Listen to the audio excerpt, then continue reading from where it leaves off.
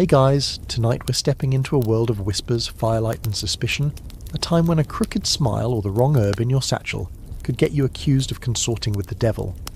Yeah, you probably won't survive this. So, before you get comfortable, take a moment to like the video and subscribe, but only if you genuinely enjoy what I do here. And hey, I want to know, what city are you listening from, and what time is it where you are? Now, dim the lights, maybe turn on a fan for that soft background hum, and let's ease into tonight's journey together. The village smells like smoke, bread, and a little bit of livestock sweat. It's 1602, and you're not special.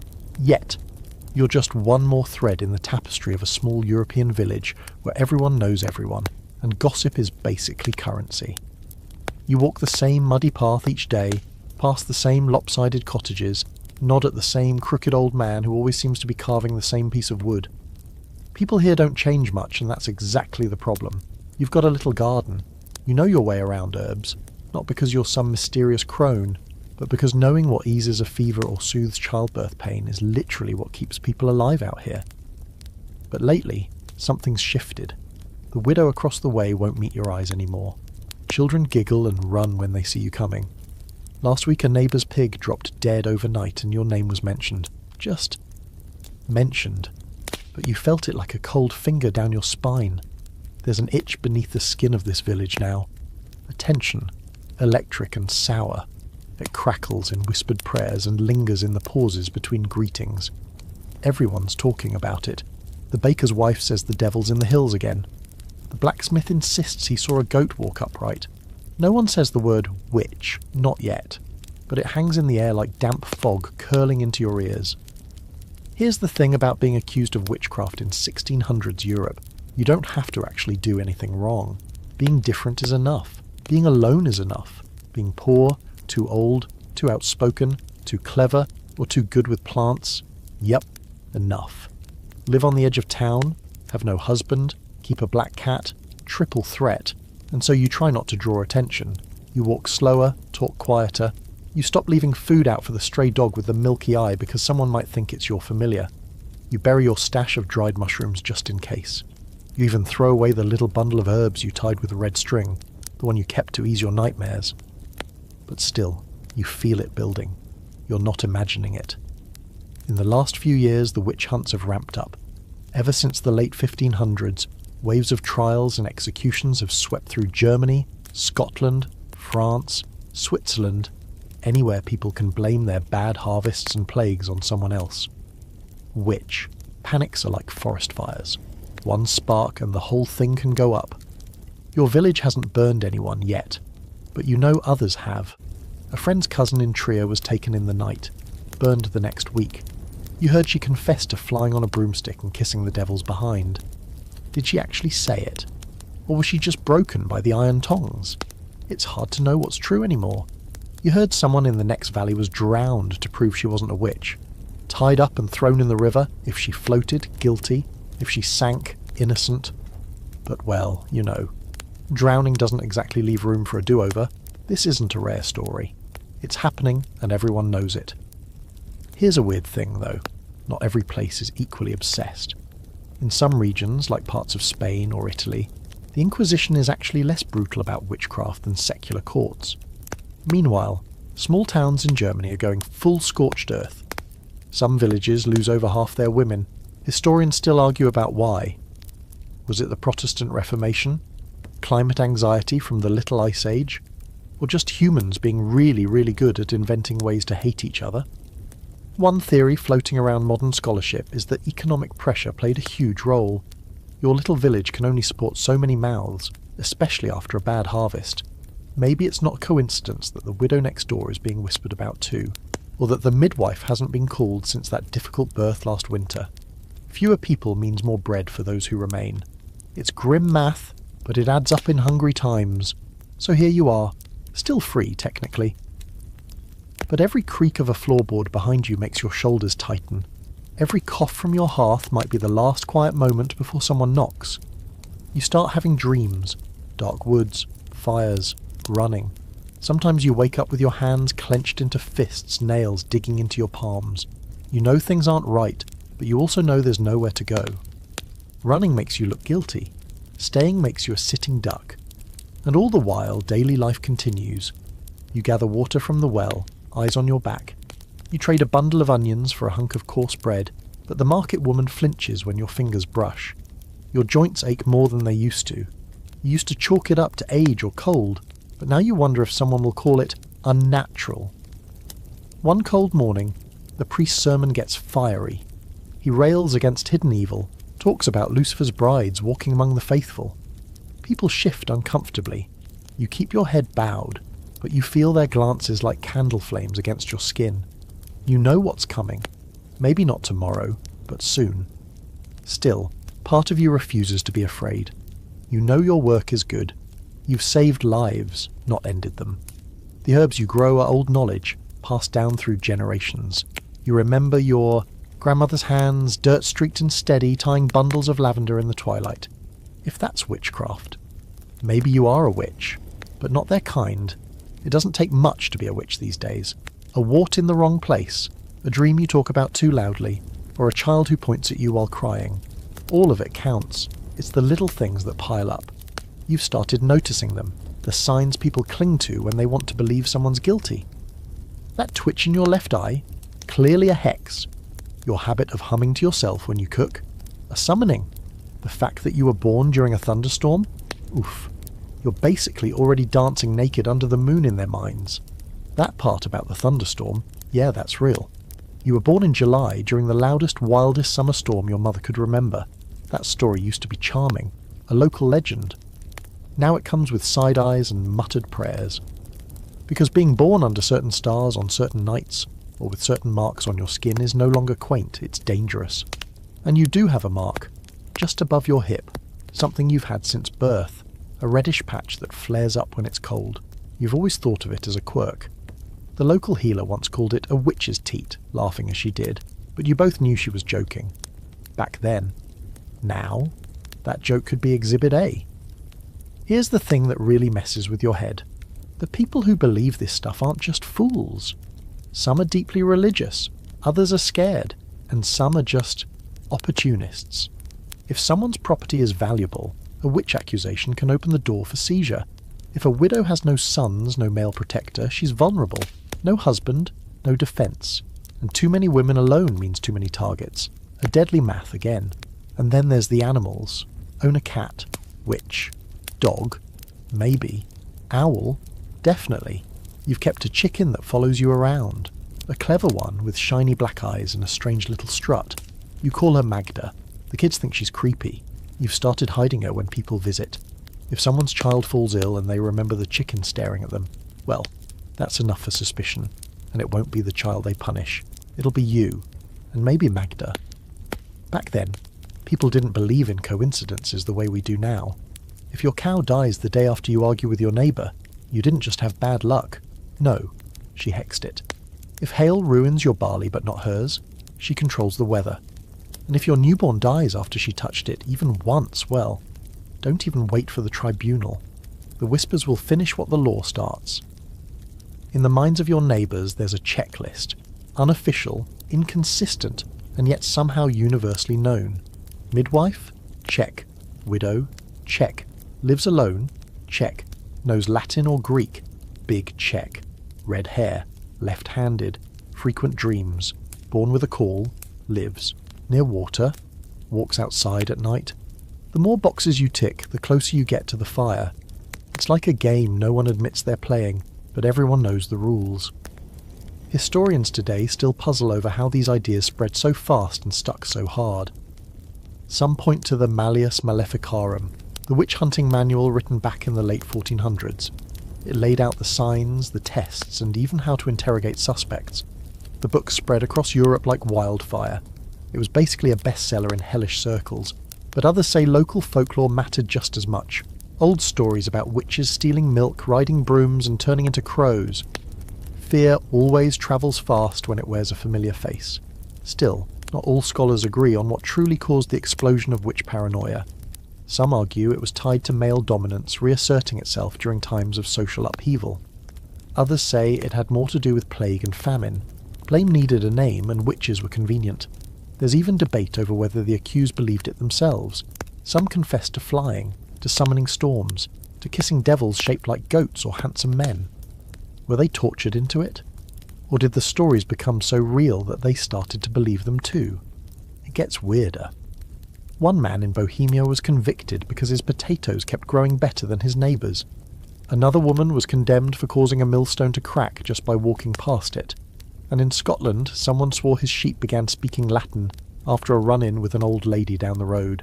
Latin-speaking sheep. Let that settle in. Your own village hasn't gone that far. Yet. But the checklist mentality is real. You're already marked, you just don't know it. Maybe it's the way you stare too long. Maybe it's your voice. It carries when you don't mean it to. Maybe it's the way your hands look too sure when you crush herbs. The way you seem to always know what root calms a colicky baby. Maybe they think no one should be that confident, unless they've struck some kind of dark bargain. And here's the cruel twist. The things that could save you, the gifts you have, the knowledge you've worked hard for, are the same things that could doom you. You know how to ease pain, stop bleeding, lower fevers. You can coax flavour from spoiled meat and keep a fire lit in the rain. But if you share too much, you're unnatural. If you keep it to yourself, you're selfish. Either way, you lose. You've started to notice the men watching more closely. Not just the priest, but the magistrate. He was friendly once. Now his smile is tight, his eyes sharp. You catch him glancing at your door as he walks past in the mornings. You used to offer him honeyed tea in the winters, when his joints ached. You stopped after he called your tinctures curious. He meant it as a compliment. Maybe. There's no safety in your silence, but there's danger in speaking too. You start walking with your head down. You speak only when spoken to. But your body remembers the tension. It hums in your shoulders and settles in your stomach like cold lead. Every night you double bolt your door. You tuck Magda into the shed. You whisper your own little prayer, one your grandmother taught you. Something about iron and ash and keeping the bad dreams away. Some part of you wonders, just a whisper, a passing breeze. What if the power were real? What if you could hex a neighbour, call the wind, summon something dark to protect yourself? Not that you would, but still. What if? It starts with a cough, of all things. Just a dry little hack from the miller's youngest, something that wouldn't even merit a second glance in a normal year. But this is not a normal year. His mother, brittle and panicked, says it began after he played near your cottage, chasing that stray chicken with the odd eyes. You weren't even home. You were down at the river, rinsing out your linens. But that doesn't matter. By supper, 3 more villagers know. By morning, it's 15. And by nightfall, someone has scraped a faint symbol into your door. The next day, no one greets you at the well. So, who accuses you? That's the part that always stings, because it's never a stranger. In 1600s Europe, your accuser is usually someone close. Your neighbour, your midwife, your childhood friend turned bitter rival over a fencing dispute in the communal garden. It could be the woman you helped through childbirth last spring. The one who survived, yes, but whose child didn't. Grief and suspicion hold hands in these parts, and guilt is a hungry thing. It looks for somewhere else to live. The process is almost formulaic. It begins with gossip, then cold stares, and then the local priest is just having a conversation with the magistrate. If they decide you're suspicious enough, the authorities step in, and when they do, they usually don't arrive alone. 3 men, 4, maybe, if they're feeling pious. They don't knock. They come with a list and they come with questions. The questions don't need to make sense. Has your cow ever gone dry without cause? Do your candles flicker when you speak? Have you dreamt of flying? Most people accused of witchcraft never stand a chance. The burden of proof isn't on your accuser, it's on you. And how exactly do you prove you haven't done something? How do you prove a negative? It's not like you kept a diary titled Days I Definitely Did Not Curse My Neighbours. The system doesn't want truth. It wants spectacle. It wants control. It wants to remind people that sin has a shape, and that shape might look a lot like your face. But let's zoom in for a second. Because sometimes, it's more personal than fear or religion. Sometimes the accusation comes from jealousy, revenge, or even spite. In Nördlingen, there's a case of a woman accused because she got the last jug of honey at the market. In Lorraine, a man accused his sister after she refused to lend him money.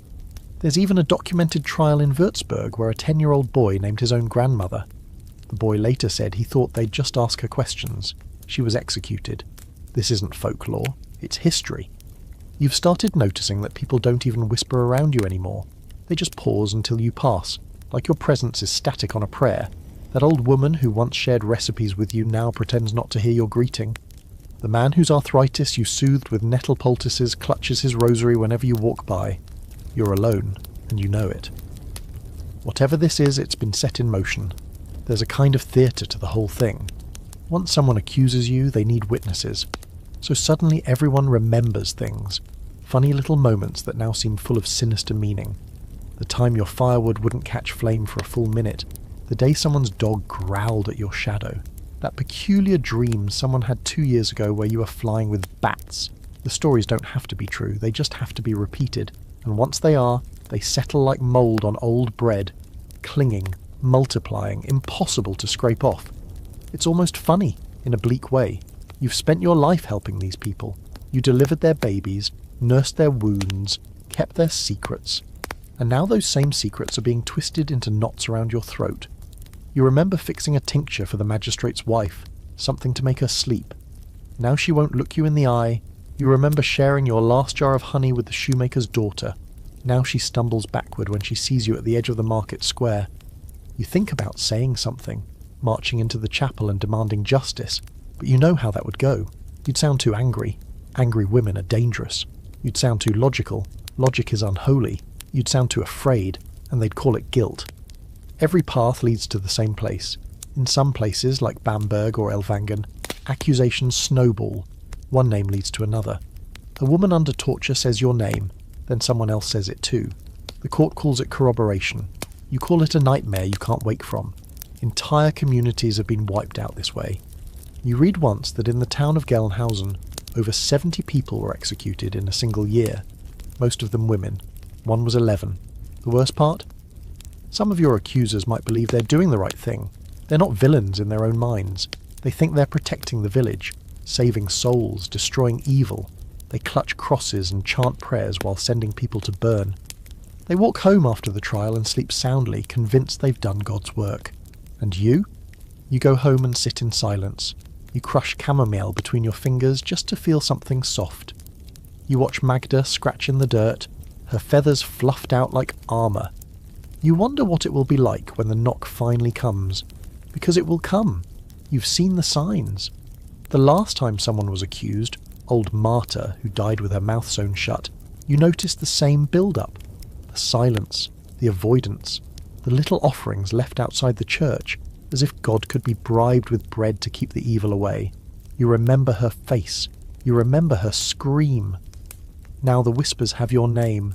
There's no thunderclap, no fire in the sky. Just a knock on your door, too early in the morning for it to be friendly. You're still tying your apron when it happens. It's soft, almost polite. 3 taps, but your body knows before your brain does. Something inside you sinks, like a stone dropped into cold black water. You open the door. It's not who you expected, and yet it is. The village constable, flanked by 2 men you recognise from the next town over, outsiders, brought in because your people are too frightened or too familiar. One of them wears a dark cloak and carries a small book that he holds like it's alive. The other has a face like an old boot and fingers that tap against his belt like they're drumming out your sentence already. We've had reports, the constable says, not unkindly. You're not under arrest, not yet. You're invited, summoned, really, to come for questioning. Just a few things they want to clarify. No accusations, they insist. Just an inquiry. Your stomach clenches. You know the difference between a question and a trap. You ask if you can bring your chicken. They don't laugh. The man with the boot face actually writes something in his book, and so you walk with them. Past your herbs, past the drying strips of apple on your windowsill, past Magda, who clucks once and vanishes beneath the fence. The path into town has never felt this long before. People watch through slatted shutters. One woman crosses herself. A child calls your name, your real name, not witch, but is pulled away by her mother. This is how the witch craze begins. Not with storms and demons, but with an idea. A creeping doubt that spreads like mould across the edges of belief. Europe in the early 1600s is already a tinderbox. War is chewing at the borders. The Protestant Reformation has cracked the foundation of religious authority. The 30 Years' War is just around the corner, and people are terrified. They're terrified of losing control, terrified of divine punishment, terrified of each other. Witchcraft becomes the scapegoat of the age. You see, unlike famine or war or plague, witches are tangible. You can point to them, tie them to a post, blame them for everything that's wrong. It's easier to light a fire under a woman than admit your crops failed because of frost or poor planning. It's more satisfying to accuse a midwife of murder than to face your own child's weakness. In an age that's obsessed with sin and salvation, someone must be responsible, and that someone is usually female, old, unmarried, or just a little too sharp for comfort. You're led to the small room behind the chapel, where the inquest is already waiting. There's a priest, Father Olin, who used to give you apples as a child, and a magistrate whose name you've never learned but whose eyes are grey and too bright. The man with the boot face introduces himself at last, Master Velt, examiner of deviant behaviour. It's as gross as it sounds. They offer you a stool. It creaks beneath you like a bad omen. What follows isn't a trial. Not yet. It's a dance. A dangerous, exhausting dance full of questions you can't answer right. Have you ever spoken with spirits? Number, but you've lost family, yes. Didn't you pray to see them again? Yes. Would you say you've had visions? Number, and dreams? Yes. Of what? Birds, black ones, crows. Crows are harbingers, are they not? You guess they are. So you admit to a connection with signs of ill fortune. You blink. You've walked into a maze with no exits. Your answers are written down carefully. Every hesitation is noted. Every stammer becomes a symptom. They ask if you've ever owned a toad. They ask if you've ever caused someone to fall sick. They ask if you've danced alone in the woods. They ask if you've ever read a book. And here's the thing, none of this is new. These same questions are being asked all across the continent. In places like Würzburg, where hundreds have already been burned, the same template is used again and again. It doesn't matter whether the town is Catholic or Protestant. The panic doesn't discriminate much. It just looks for fuel. Scholars today still debate how much of this frenzy was orchestrated from above, and how much was born from below, in the dark soil of fear and superstition. Some say the church lit the match. Others insist it was the people themselves who carried the fire forward, household by household, word by poisoned word. There's another layer to it all, gender. Most of the accused are women. Some historians argue that witchcraft was a way to punish women who stepped outside their prescribed roles. Women who were too independent, too educated, too economically successful, or just too strange. In your case, it's probably all four. You've survived without a husband. You've made money, you've read, you've healed, unforgivable things all. After hours of questions, they finally let you go. You're not to leave town, the constable says. Your feet are numb. Your head feels like it's filled with bees. As you walk home, the sky looks grey in a way that feels personal. Someone has left a wreath of thorns on your doorstep. You step over it and close the door behind you, gently, like slamming it might break what little life you have left. You sit at your table and light a candle. Magda hops onto the windowsill, blinking at you with those weird little eyes. You feed her a crumb. She pecks at it thoughtfully, as if contemplating whether or not to bail. You can't blame her. Somewhere, someone is already telling the story of your confession, that you admitted to seeing ghosts, that you said you saw the future, that you mentioned a crow. It doesn't matter what you actually said. In a week, the story will be bigger. You flew. You conjured lightning. You danced with devils in a storm. The witch craze doesn't burn like wildfire. It crawls, creeps, a slow fever that turns neighbour against neighbour. But once it starts, it's hard to stop. It feeds on fear and memory, on old grudges and new disasters. And right now, it's hungry. The fire has gone out in your hearth, and for the first time in years, you don't bother to relight it. Not because it's cold, you can feel the chill crawling in through the walls, but because you're too tired, too watched, too aware of every move, every sound, every flick of a curtain across the village. And besides, smoke means life, and life draws attention. You've started to think that the quieter you are, the longer you'll last. You try to go about your business. You trim your herbs, though your hands shake more than they used to. You hang rosemary and thyme to dry. but they droop fast in the damp air, and you wonder if that's some kind of sign. You used to hum as you worked. Now the silence around you feels like it's waiting to pounce. Even Magda is quieter than usual, huddled beneath the table like she knows that being too visible is a bad idea. She's not wrong. You try to stay useful, safe through service. A neighbour's boy scrapes his knee, and his mother comes to you when the bleeding won't stop. You hand her a poultice of yarrow and comfrey, your voice soft, your eyes careful. She doesn't meet your gaze. "Thank you," she says, but there's no warmth in it, just obligation. You're not a friend, you're a transaction, and when the boy heals, no one will say your name. Herbalism is what you know. It's what your grandmother knew before you, and her mother before that. Most of it isn't magic, just practice, observation, and a lot of patience. You know how to strip bark in spring and which plants prefer shade. You know what root tastes bitter when the fever breaks, and what flowers bloom only at night. You've never needed a demon to show you these things. The earth speaks if you listen. But not everyone sees it that way. The line between healer and heretic is razor thin, and lately it feels like you've already stepped across it. Knowledge itself is suspect. They say the devil favours women with too many books and too much time. They say his whispers sound like wisdom. You once read Latin well enough to follow a sermon. That was before you stopped attending. Not out of spite, but because the glances became too sharp, too pointed. And now that absence has a shape people can name. You think of all the women who used to be like you, wise women.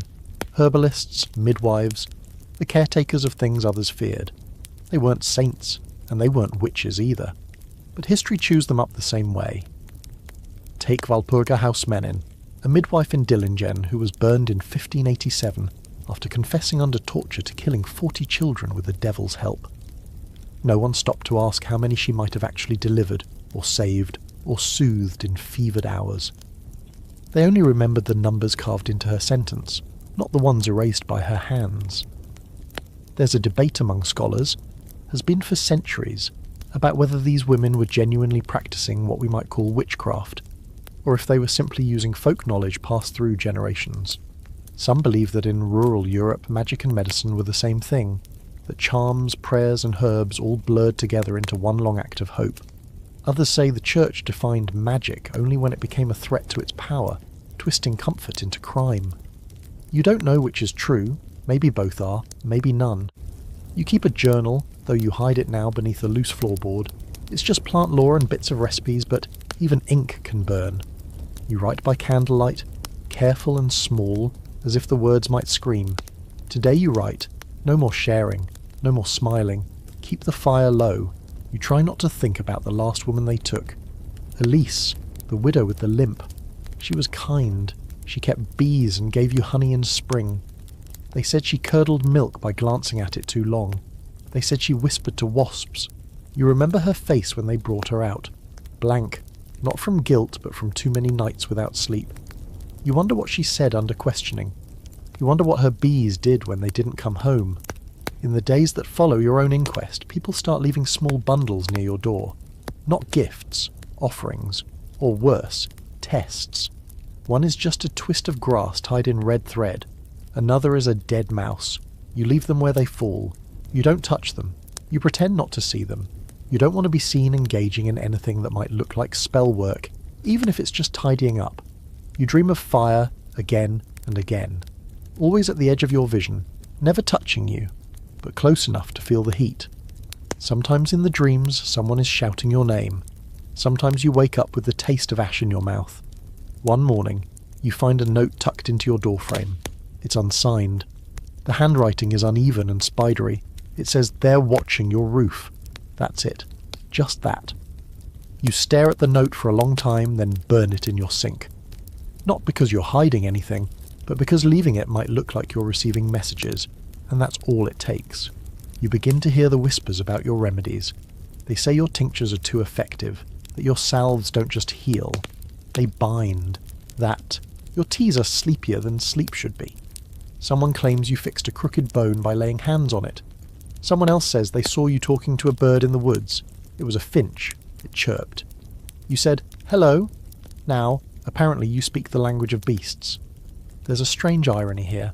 The more helpful you've been, the more they fear you. If your medicines didn't work, no one would care. But because they do, it must be unnatural. And if you're right too often, they start thinking the devil must be whispering in your ear. He's the only one they believe can explain knowledge without permission. You begin refusing patients, quietly.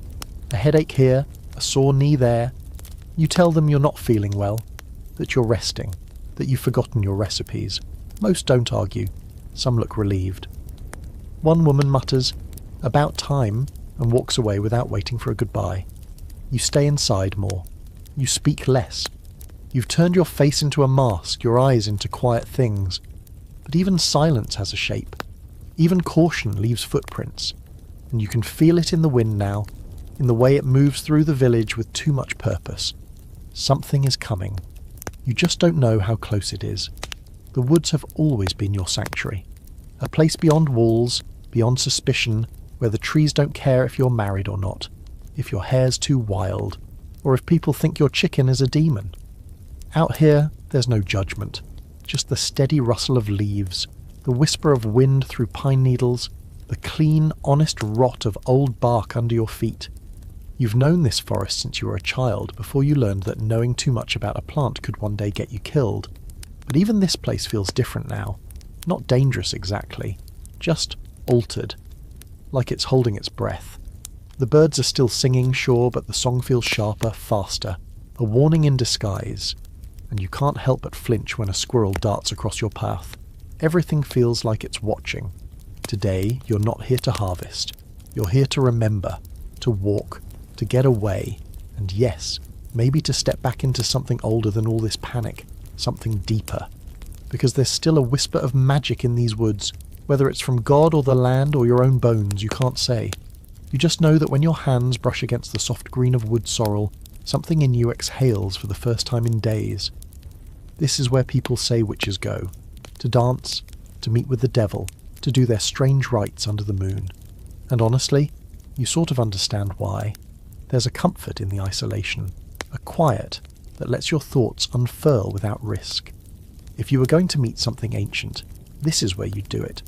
Not in a stone church echoing with cold hymns, but here, under twisted limbs and soft moss, where the light is always filtered and the ground feels like memory. You. Remember an old story your grandmother told you, about a woman who lived deep in the forest, so far out that no map showed her home. People said she could speak to trees, that they told her secrets.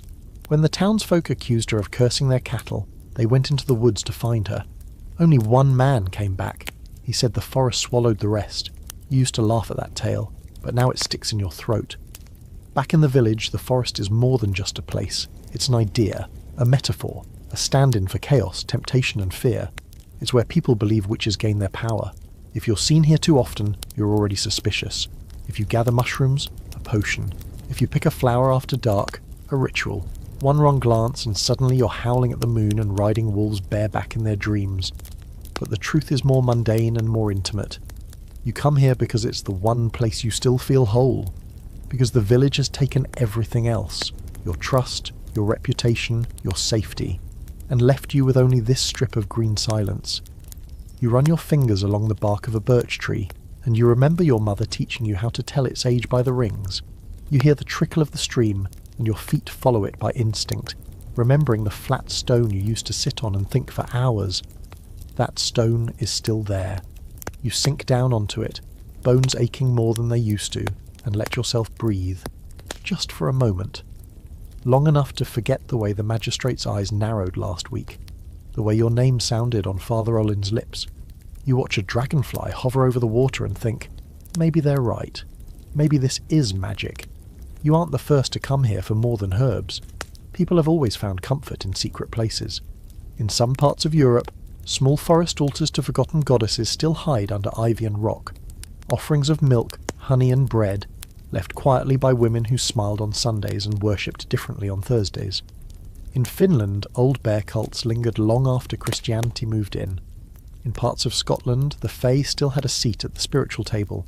The lines between folklore and faith blurred until no one could say where prayers ended and spells began. There's debate among scholars even now, how much of that witchcraft was actual practice, and how much was projection. Did women in 1600s Europe really gather in the woods for pagan rites? Or were these just folk traditions that got rewritten as satanic rituals by frightened men with legal power and too much imagination? The records don't agree, and you think maybe that's the point. The truth was never the goal, fear was. Some stories, though, are harder to shake, like the one about the Midnight Coven near Cologne. 12 women accused of summoning storms. They confessed under torture, of course, said they danced under a blood moon, naked and chanting, with a man who wore horns and smelled of burning leaves. People still argue whether that was real or just a fever dream induced by sleep deprivation and hot irons. But the townsfolk believed it. They believed it enough to light 12 fires. Your own forest has no covens, no horned men either. Just you, a crooked old stone, and the sound of water slipping over rocks. But still, you can see how someone might twist this, how a neighbour might say you disappeared into the woods for hours and returned with an unnatural gleam in your eye. They won't see the grief in your silence, the fear in your footsteps, just the mystery. And in times like this, mystery is the same as guilt. Eventually you rise from the stone. The sun is lower now, the light golden and thick like honey. You gather a few leaves of lemon balm, nothing suspicious, just for tea, and make your way home. You move slow, careful to stay on visible paths. You don't want to be caught sneaking. That's a favourite word in witch trials. She was sneaking. No one who sneaks is ever innocent. At the edge of the trees you pause. The village waits below, smoke curling from chimneys, a cow lowing in the distance. It all looks so normal, so peaceful. But you know better. You know that behind those doors suspicion brews like spoiled cider. You know that your name is still passing from mouth to mouth like a curse. You adjust your shawl, square your shoulders and step back into view. Because you still have to live here, at least for now. And if the forest is the last place that still knows your name in kindness, so be it. Let them think you're strange. Let them whisper. You'll take your peace where you can find it, even if it only lives in the shadows. They arrive in a wagon so dark and narrow, it looks more like a coffin on wheels than a carriage. You hear the iron wheels before you see them, grinding against the dry dirt like a blade across bone. The entire village watches as it creaks into the square, pulled by 2 horses that seem too clean for your muddy little town. They don't belong here, these men. You can tell by the leather of their boots, the stiffness of their posture, the way the villagers lower their heads as they pass, as if hoping not to be seen, or worse, remembered. These are the men who hunt witches. There's always someone like them, no matter the region. Specialists, they're called. Witchfinders. In some places they're hired by the church. In others they're freelance zealots who've carved out reputations one torch at a time. Sometimes they're scholars. More often they're just men with hard eyes and a talent for cruelty dressed up as righteousness. The taller one wears a broad black hat and walks with his hands behind his back like he's always halfway through a sermon. His name is Elias Grunther, and you don't know it yet, but you'll come to hate the sound of it. The other is rounder, ruddy, a man who chews cloves and never stops smiling with his mouth, but never his eyes. That's Marcus. He's the one who speaks first when they reach the church steps. "We come at the council's request," he announces, loud enough for everyone to hear, "to cleanse and to protect." Cleanse. Protect. Words that should be comforting, but here they crack like whips. People nod, murmur blessings, avoid looking at you, as if agreeing might shield them from the fire when it comes. You know this script already. You've seen it before, in stories passed down, in the tired eyes of the old women who once told you what happened when the hunters came through other towns. They begin immediately. No rest, no settling in. By nightfall, Elias has already summoned the priest and magistrate for a private consultation. They shut themselves in the chapel and speak in low tones. You're not invited, obviously. But later that evening you pass by the window and catch a glimpse of the table inside, covered in parchment, ink pots, wax seals, and something else, a case lined with tools. You don't stare long enough to see the shapes, but your stomach turns. By the next day it's clear what they're doing, interviewing, not questioning suspects, yet, but talking to the villagers, gathering stories, drawing a web of whispers and superstition. They sit in the town square on stiff wooden chairs while one by one, people step forward to share memories that now seem sinister. They ask about shadows and screams, about sudden sicknesses, about strange smells. They never ask directly about you, but your name hovers in the air like smoke. You feel it in the way people glance your way when they think the witchfinders aren't looking. You see it in the way old Frau Berner clutches her crucifix as she passes your gate. And you definitely feel it when the priest servant comes to your door and says, "You've been summoned." Summoned. It's not a trial, not yet. Just an evaluation. You're to meet Elias Grunther in the chapel at dusk. You're told not to bring anything, not even Magda. You leave her behind in the garden, scratching nervously at the dirt. You think she senses it too. Inside the chapel, the candles burn low, casting long shadows that stretch like fingers. Elias stands beside the altar. He doesn't greet you, doesn't ask how you are.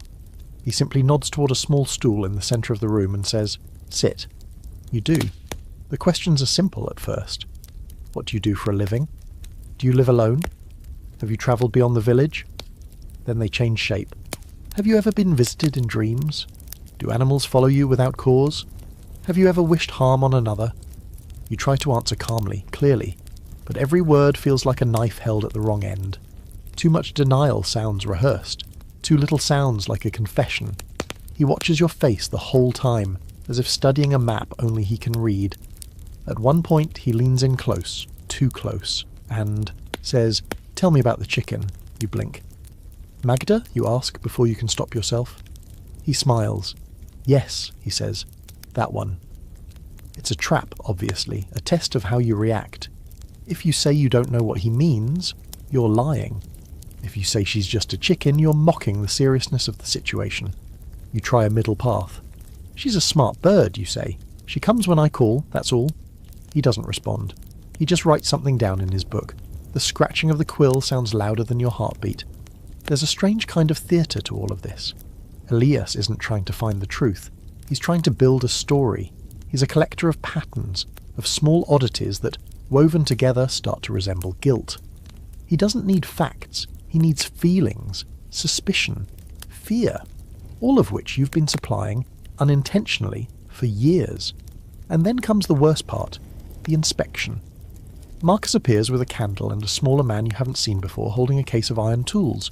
You're asked, ordered, to remove parts of your clothing so they can search for signs. The devil's mark, they call it. A patch of skin that feels no pain, where the devil touched you sealed the pact. Most people have moles, freckles, birthmarks. If they want to find something, they will. You hesitate, and Elias raises an eyebrow. "If you refuse," he says, "we have legal authority to proceed by force." So you comply. There's nothing dignified about it. You stand in the cold room while they examine you like an animal at market. The man with the tools prods your skin with a long pin. Your shoulder, your back, your hip. Then he jabs just above your waist, your birthmark. You wince, but it's too late. "No pain?" Elias asks. You start to object, but Marcus shakes his head. "She flinched," he says. "Slightly." Elias sighs, disappointed. So close. The implication is clear. They're hoping for a mark. They want something to confirm what they've already decided. When they find nothing conclusive, they don't declare you innocent. They simply nod and say, "We'll continue our investigation." You dress in silence. Your throat feels raw. On your way out, Elias says, almost casually, "Be mindful of your steps, mistress." The devil walks in familiar shoes. Back home, you collapse onto your cot, still fully clothed, heart racing. Magda nestles beside your leg, unusually quiet. You want to believe that this is the worst of it, that the storm has peaked. But in your gut, you know better. This is only the beginning. The witchfinders are here, and they're not looking for truth. They're looking for fuel. You knew it would happen. You could feel it in the way the wind pulled at your shutters that morning, in the stillness of Magda's feathers as she stood unmoving beside the hearth. Still, when the knock comes, it feels like a betrayal. 3 hard raps. No hesitation this time. They aren't pretending anymore. You already know it's not a request. You barely get the door open before the men step inside. Grunther in front, his hat casting a long shadow across your floor. Marcus follows, holding a thick rope and a paper sealed with wax. He doesn't even read it aloud. He just says, "You've been accused by 4 individuals. You are now under official suspicion." The world tilts. It doesn't matter who accused you. Not anymore. 1 name was bad enough. 4 is a death sentence waiting for punctuation. You don't cry. You don't scream. There's no time. They bind your wrists before you can even say goodbye to Magda. and she squawks sharply, offended, perhaps even afraid. You glance at her once, and the last thing you see before the door closes behind you is her tiny black eyes locked on yours. They walk you down the village path with a quiet efficiency that makes it worse. No yelling, no mob, just the scraping of your boots in the dirt and the sound of children being pulled indoors. Curtains flutter shut like wings. And still, somehow, you notice the small things. The smell of fresh hay, the uneven beat of Marcus's steps, the crooked smile on Elias's face as he leads the way like a conductor, preparing for the first note of a familiar song. They take you to a small stone building just off the square. Not a jail exactly, but close enough. It smells of damp straw and iron. The door creaks as they close it behind you, and for the first time in your life you hear what it sounds like when freedom disappears. They don't question you right away. That's part of the game. First they let silence do the talking. They leave you sitting in the dark for hours, maybe a day, maybe more. Time warps in here. The light through the slip window barely changes, and you can't tell whether it's dawn or dusk. Your hands are numb from the rope. You try to shift your weight, but the straw beneath you offers no comfort. You tell yourself stories in your head, names of herbs, recipes for stews, the sound of your grandmother's voice. But the silence keeps pulling you under. When they return, they're carrying tools, not all at once. First it's just a knife, dull, more for gesture than damage. Then a long pin, thin enough to slip beneath skin without leaving a trail. The goal is not to kill you, it's to make you talk. Or rather, to make you say what they want to hear. Because at this point, it isn't about truth. It's about performance. Confession is theatre. And the audience is already convinced. They call it interrogation, but really it's a script. You just haven't been handed your lines yet.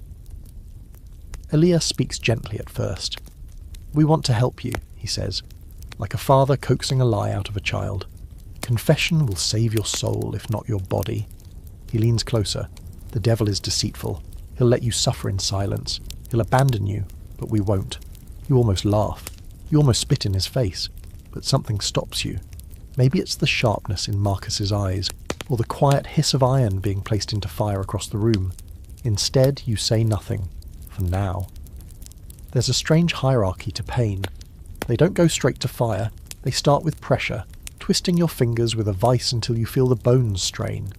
They use cold, freezing water poured over your hands, waiting to see if you flinch. If your skin turns red, you're guilty. If it doesn't, you're guilty. It's absurd, but in their minds, the devil protects his own. When you don't scream, they call you proud. When you cry, they call you cracked. There's no right response. You could recite a prayer backwards or forwards and they'd hear blasphemy either way. Eventually they ask you if you've met with the devil. You say no, because of course you say no. They nod. They expected that. Elias opens his book and reads the accusations aloud. Johann Bauer claims you appeared to him in a dream, seated on a black horse. You've never spoken to Johann Bauer. Greta Klein says her child fell ill after you walked past her home. That child had a cough for days before that. Lucas Weiss claims you stole his shadow. That one you don't even know how to answer. Then comes the final blow. Hilda Graber says she saw you kneeling in the forest, speaking with a man whose feet did not touch the ground. Your breath leaves you. You remember that day. You were weeping alone by the creek. You saw no one, and yet somehow the story has grown its own roots. Now you're not a grieving woman. You're a consort of darkness, a witness to the devil. They ask you again, did he come to you? You say no. Again. It's not even bravery anymore, just exhaustion. Marcus shrugs. Perhaps tomorrow, he says. They leave you in the dark. You lose track of how many times this happens. The questions, the silence, the cold water, the names. Each day they chip at your resolve with fingers dipped in righteousness. They offer you comfort, a loaf of bread, a blanket, a kind word, all for a single answer, yes, but you don't give it. Not yet. You remember old Marta. You remember Elise. You remember how they confessed, and burned anyway. Their last screams swallowed by wood and wind. You wonder if they believed it at the end. Not in Satan, but in the idea that confession would somehow make it stop. Eventually you begin to wonder something darker, something colder. What if you did confess? What would they make you say? Would they ask for details, elaborations, descriptions, names? Would they turn your pain into a story, something neat and terrible for others to consume? You think of the little girls in the village, the old men at the inn. You imagine them sitting around fires years from now, telling each other about the witch who kissed the devil beneath the moonlight, who whispered curses into ale, who spoke to animals, and summoned storms. And that story would be about you, not the woman who knew herbs, who buried her mother in silence, who once nursed a bird back to health, with nothing but honey and linen. Number that woman would be gone, rewritten, erased, and something monstrous would stand in her place. You breathe in, shallow.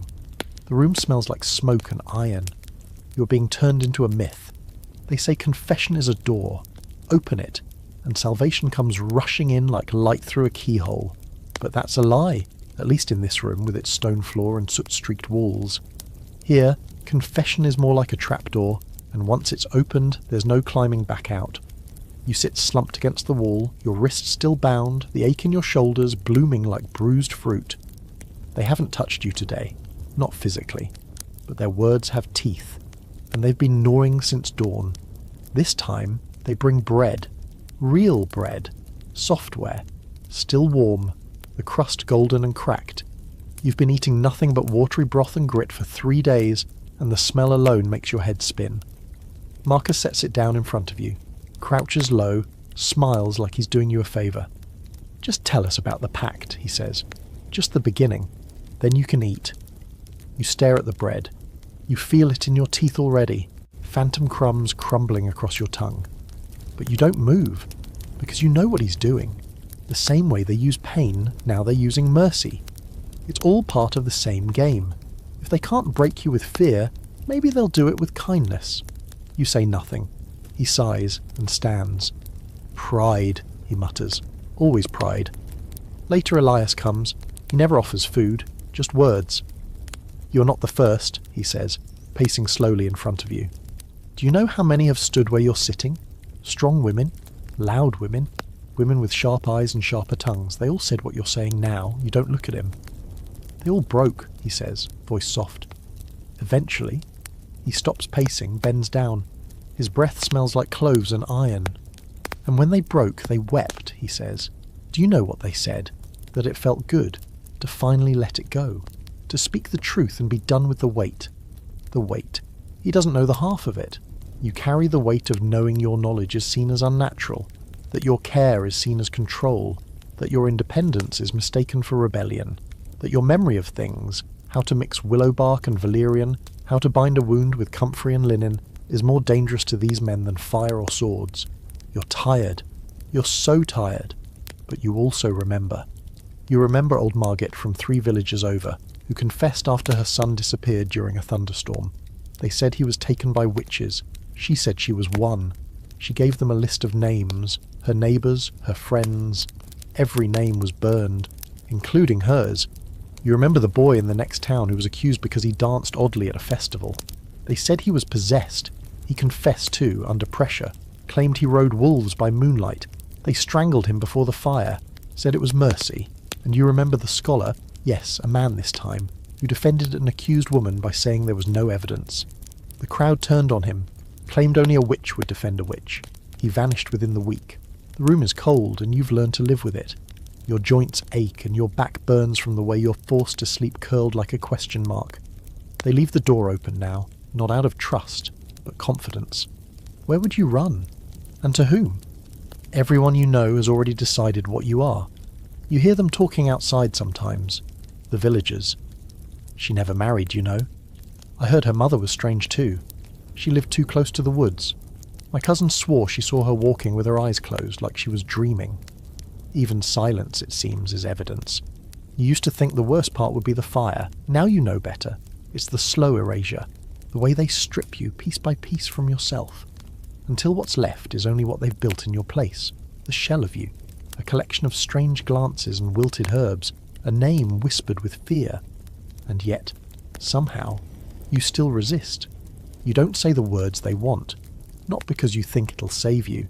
You know it won't. You resist because you still believe there's something worth holding on to, that somewhere beyond these walls, beyond the soot and suspicion, there's still a piece of the world that knows you're not what they say. Then comes the night they bring in someone else. You hear her before you see her, a shuffle of tired feet, a sob caught in her throat. She's younger than you, barely more than a girl.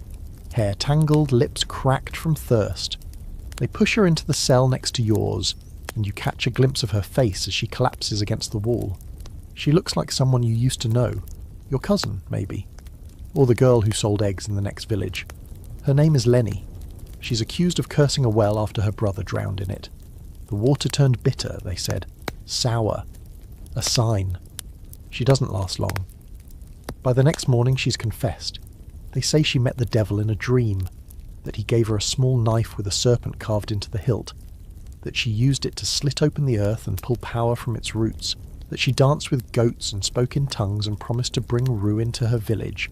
It's all fiction, of course, but now it's official fiction. Written down, signed, and the worst part, she names you, the one she saw in the woods, you, the one who taught her how to grind thyme, you, the one who sang when you stirred the stew. None of it is true, but it doesn't matter. They read it to you, aloud, and then they wait. Well, Elias asks, shall we begin again? You close your eyes. The air tastes of damp earth and burnt ash. You feel the bruises along your ribs like fingerprints from another life. You say nothing, but deep inside something begins to fracture, because you know what comes next. The trial, the crowd, the priest, the woodpile. They're done asking. Now they want to put on a show.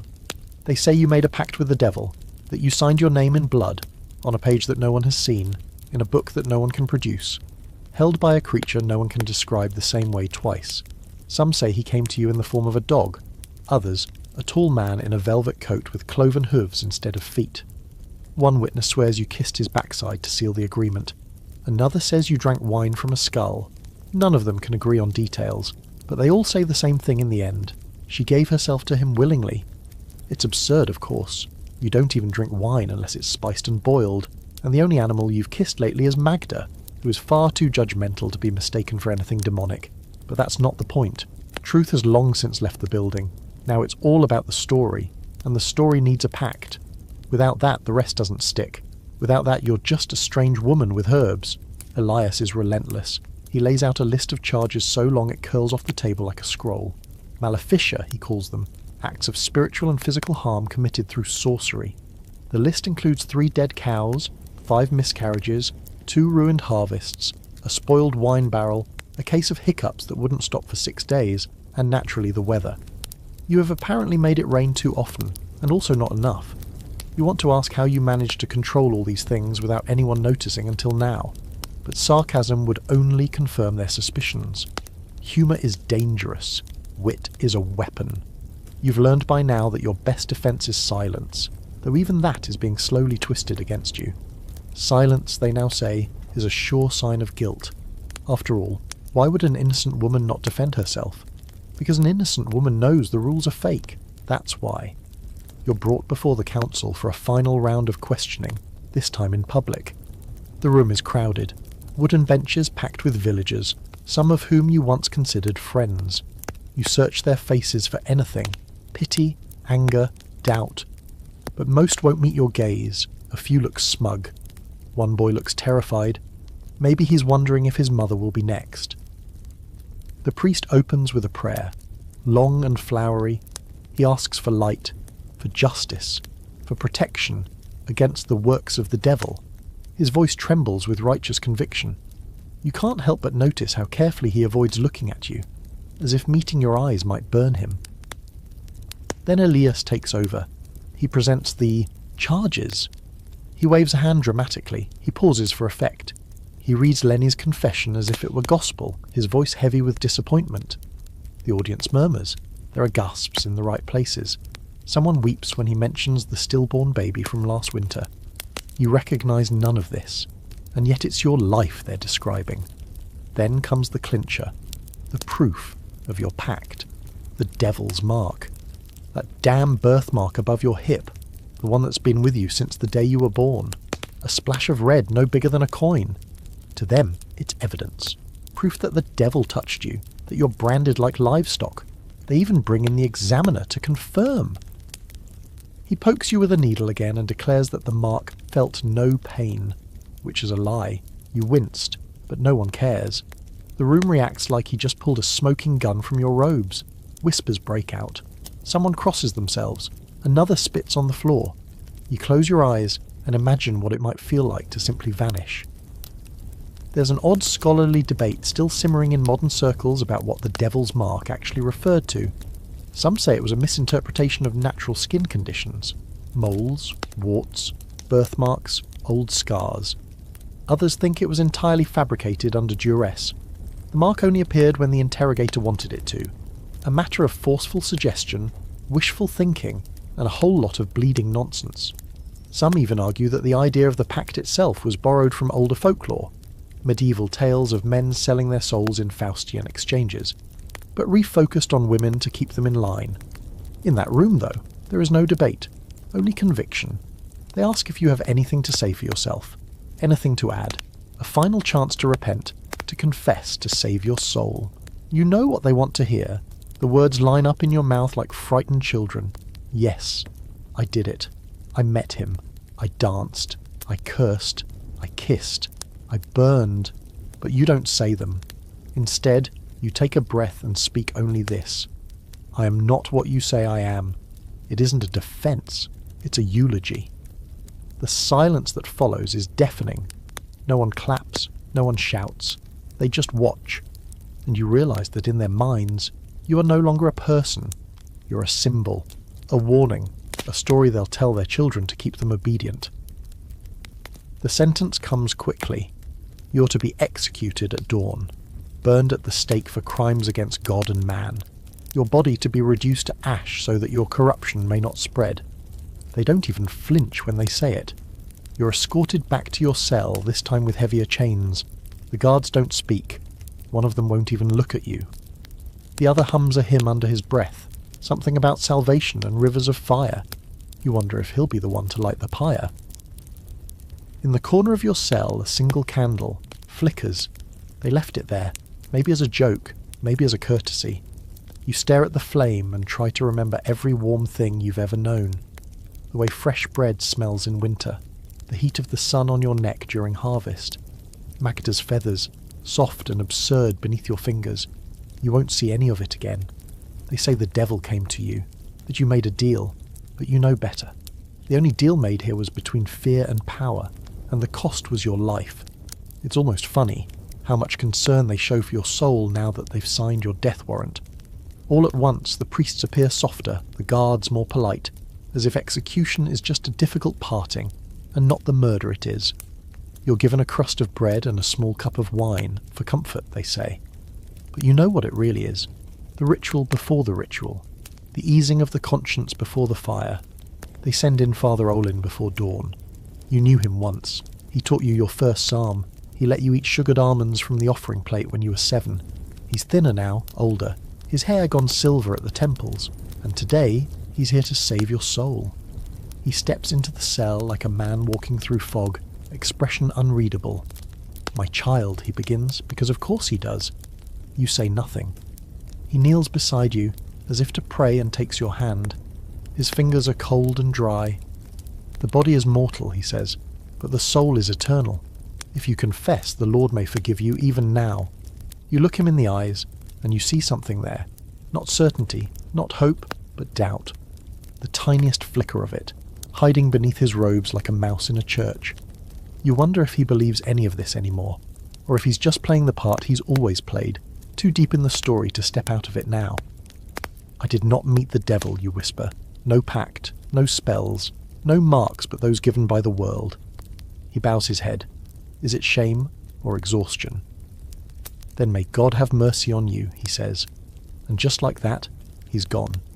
They don't let you walk alone. You're flanked by guards, wrists bound, feet dragging.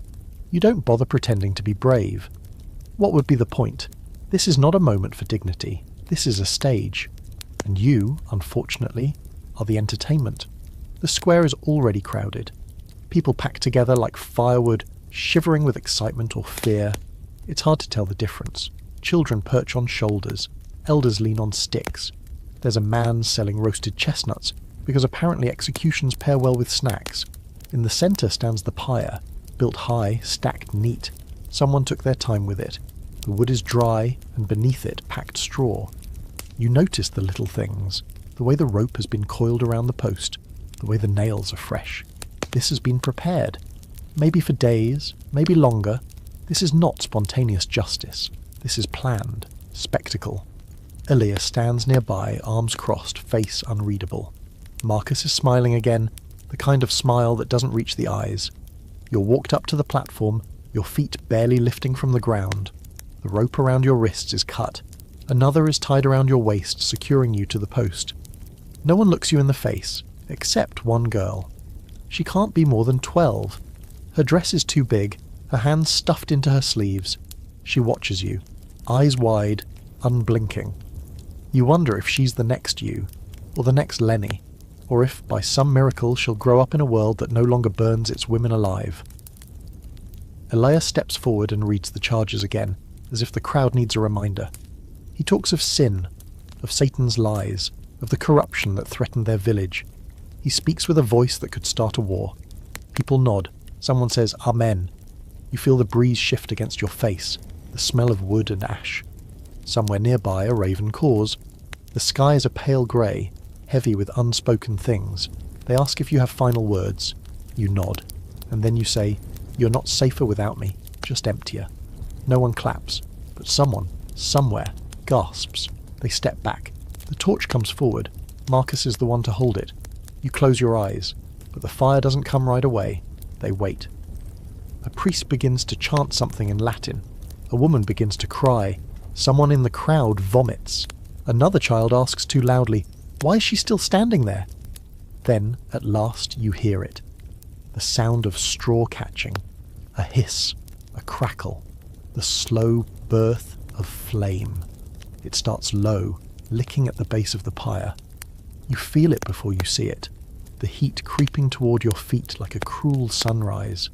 Smoke curls upward, stinging your eyes, slipping down your throat. You cough, you gag, and the crowd holds its breath. But here's the strange thing. You don't scream, not yet, and it shakes them. Some turn away, others stare harder, as if willing you to break, but you don't. Not because it doesn't hurt. Oh, it does. But because you refuse to give them that sound, that one last bit of power.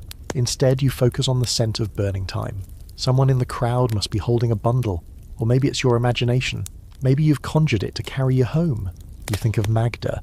You think of the forest. You think of the girl who watched you and wonder what stories will be told about you now. Will they say you floated above the flames, that you turned into a bird, that you cursed the town with your final breath? Or will they forget you entirely?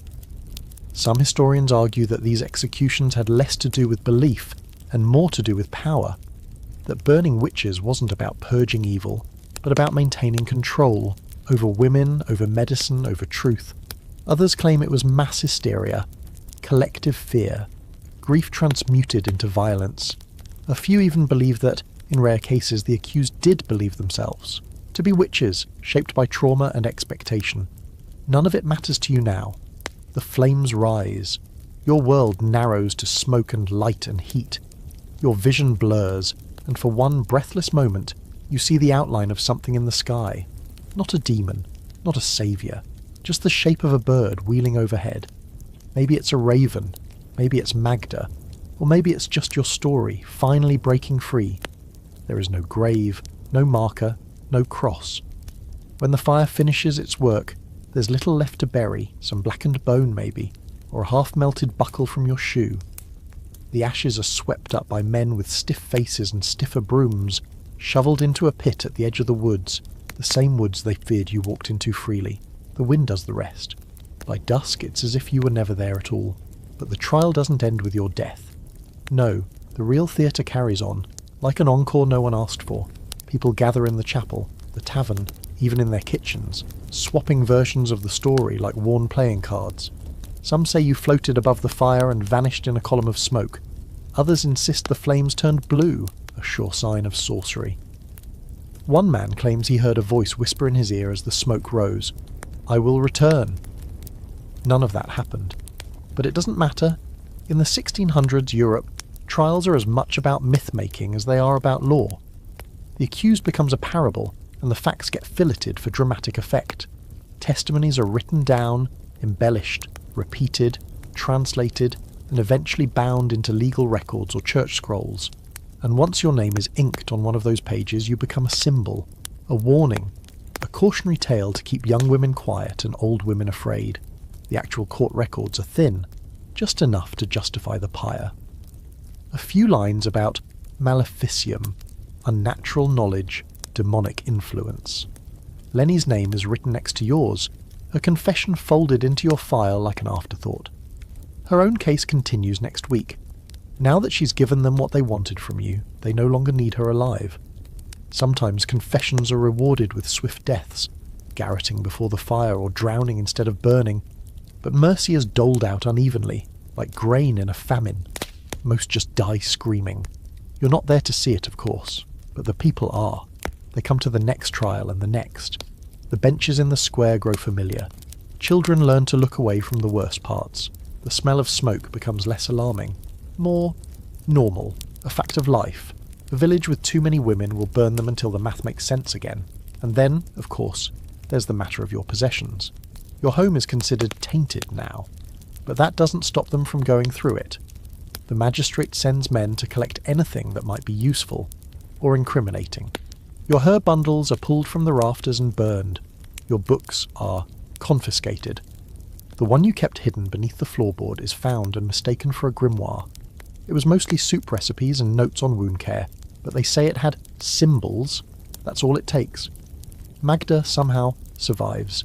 A girl finds her hiding in the garden. For a while they say she won't let anyone near her, puffing up and screeching if someone gets close. Eventually she disappears into the woods. They'll say it was an omen. They'll say she turned back into her true form, a demon in disguise returned to the shadows. Or maybe she just found peace. The trial, meanwhile, becomes part of village memory. You become a ghost story, a fireside warning. Don't go into the woods or she'll find you. If you speak to birds, she'll steal your voice. Say her name 3 times and she'll whisper secrets through the window at night. These things are told with smiles and shivers, mostly by people who watched you walk to your death and said nothing. Still, some remember you differently. The blacksmith's daughter still keeps a little sachet of herbs you once gave her to ward off nightmares. She hides it under her pillow. Her mother doesn't know. The old man who used to trade you onions leaves a coin near your garden gate once a year, on the night the fire took you. He says it's just a superstition, says he doesn't believe in ghosts, but he never forgets. And every so often someone falls ill and no one can help, and someone else says, if she were still here she'd know what to do. Not out loud, of course, only in whispers, only behind closed doors. Because even in death you're dangerous. The church, meanwhile, keeps the machine turning. Witch hunts are now an institution. Trained inquisitors, legal codes, elaborate rituals. There are books, handbooks even. The Malleus Maleficarum is still circulated, still taught. It lists what signs to look for, how to question, how to break a soul and make it sing. Entire cities are caught up in the hysteria. Bamberg, Würzburg, Trier. In some of these places the death toll reaches the hundreds. Whole families are wiped out. Historians today still debate the cause of it all. Was it mass panic? A symptom of religious reform and counter-reform? A way for local authorities to solidify control? Was it misogyny weaponized by law? Or was it all of those things tied together in a neat bundle of fear? There's a theory that always sticks with you. Well, would have, if you were still alive to hear it. It says that societies under pressure look for pressure valves. When war, famine or plague strike, when economies crumble and crops fail, people don't always rise up. Sometimes they turn inward. They look for someone to blame. And often that someone is the person already on the edge, already strange, already alone. And so the trials continue. Lenny, poor Lenny, confesses again. This time she names 4 more. A friend, a midwife, a woman who once helped her give birth to a stillborn child. The authorities nod, smile, and ready the next round of tortures. The executioner builds the pyre with the same care he used for you. Elias and Marcus, meanwhile, move on. New town, new whispers, new names to gather. Their bags are heavier now, their books filled with signatures, initials, lists. They're respected, paid, feared. And you're still here. Not in body, of course, but in rumour, in ash, in the way the village gets quiet when the wind rises at night, in the children who dream of a woman in smoke, in the herbs that refuse to stop growing around your old garden, no matter how many times they're burned or ripped out. You've become something else now. They killed a woman, but they created a legend. The strangest part about your death is that it doesn't stop you from being seen. Not really. In fact, if anything, you become more visible than ever. Now that you've been burned, people start seeing you everywhere, and not just your face. Not the quiet woman who sold balm and mended wounds. Number. They see a shadow that moves behind the trees. They see a woman walking barefoot in the frost, hair down, eyes like cinders. They see you in dreams, in smoke, in puddles. You're everywhere they don't want to look. They call it spectral evidence, and it's a dangerous thing. It starts in nearby towns. A girl in Mergentheim says she woke in the night and saw you standing at the foot of her bed, whispering numbers. When her father demands to know what the numbers mean, she says she doesn't know, but the next day 3 chickens are found dead. Naturally, it's your doing. Another woman claims you sat on her chest in the night, heavy as a stone, and stole her breath. A man in Miltenberg says he saw your spirit in the flames of his hearth, grinning. He dumps holy water on the fire and starts sleeping with a knife under his pillow. You're dead. But now, you're also haunting. Spectral evidence is the ultimate weapon in the witch hunter's arsenal. You don't need proof. You just need a dream, a nightmare, a feeling. The mere idea of a person appearing to you in spirit is enough to damn them or damn their memory. Courts begin accepting these visions as legitimate testimony. I saw her in the night. She touched me, though she was not there. Her spirit clawed at my window. And just like that, the dead can testify against the living. It's not just you, of course. It never is. Across Europe, the stories begin to echo. In England, a woman named Elizabeth Clark was said to have sent her spectre to scratch at people's eyes while they slept. In Scotland, accused witches were said to appear in dreams and mutter curses that later came true. In the American colonies, yes, even across the sea the echoes stretch that far, spectral evidence would eventually lead to the deaths of 20 people in Salem. Dreams hold more weight than reality. Visions are facts, and you, poor ghost, are the perfect candidate. Because you were already feared. Because your name had already been twisted into a curse, and because you didn't scream. That unsettled them more than anything. Lenny swears she sees you every night now, that you hover over her bed, your face blackened by flame, your voice distant and cold. She begins to speak in riddles, says things like, she's not finished, and she walks when the wind blows west. She's removed from her cell and placed in isolation, not for safety, but because now she is beginning to look dangerous again. It doesn't help that people believe your soul can't rest. You weren't buried in consecrated ground. Your ashes were dumped. There was no priest at the fire's edge, no prayers for peace, just smoke and the stench of burnt linen. According to every superstition they hold, your spirit is now unmoored, trapped, vengeful. They think you're angry, and maybe you are. Even the magistrate grows uneasy. He asks the priest to bless the site where you died. A few sprigs of holy water, a Latin verse or two. But nothing changes. The chickens still go missing. A well dries up. A man breaks his leg when his horse throws him. All of it blamed on you. She won't rest, they say. She's punishing us.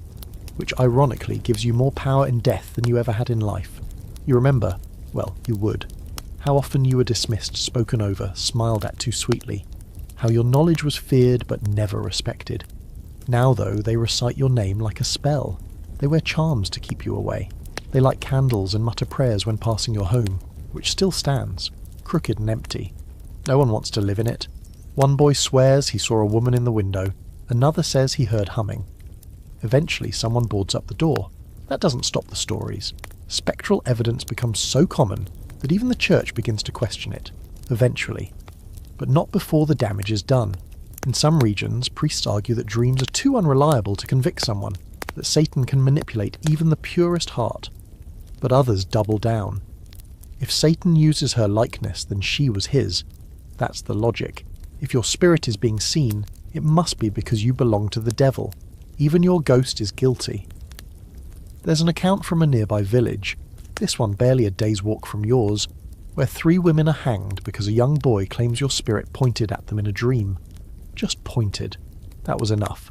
3 more names, 3 more necks snapped beneath the weight of your memory. You don't know these women. They've never met you. But you're all tangled now, in the minds of the people who fear you. Guilt by association, by imagination, by suggestion.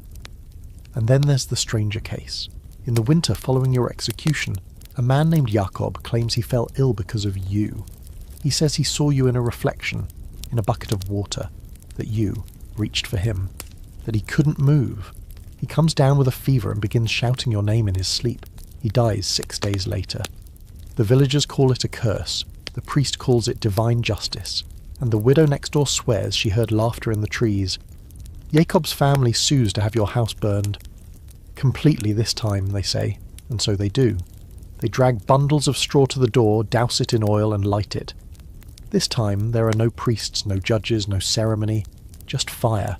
The flames curl around your walls, your windows, your roof.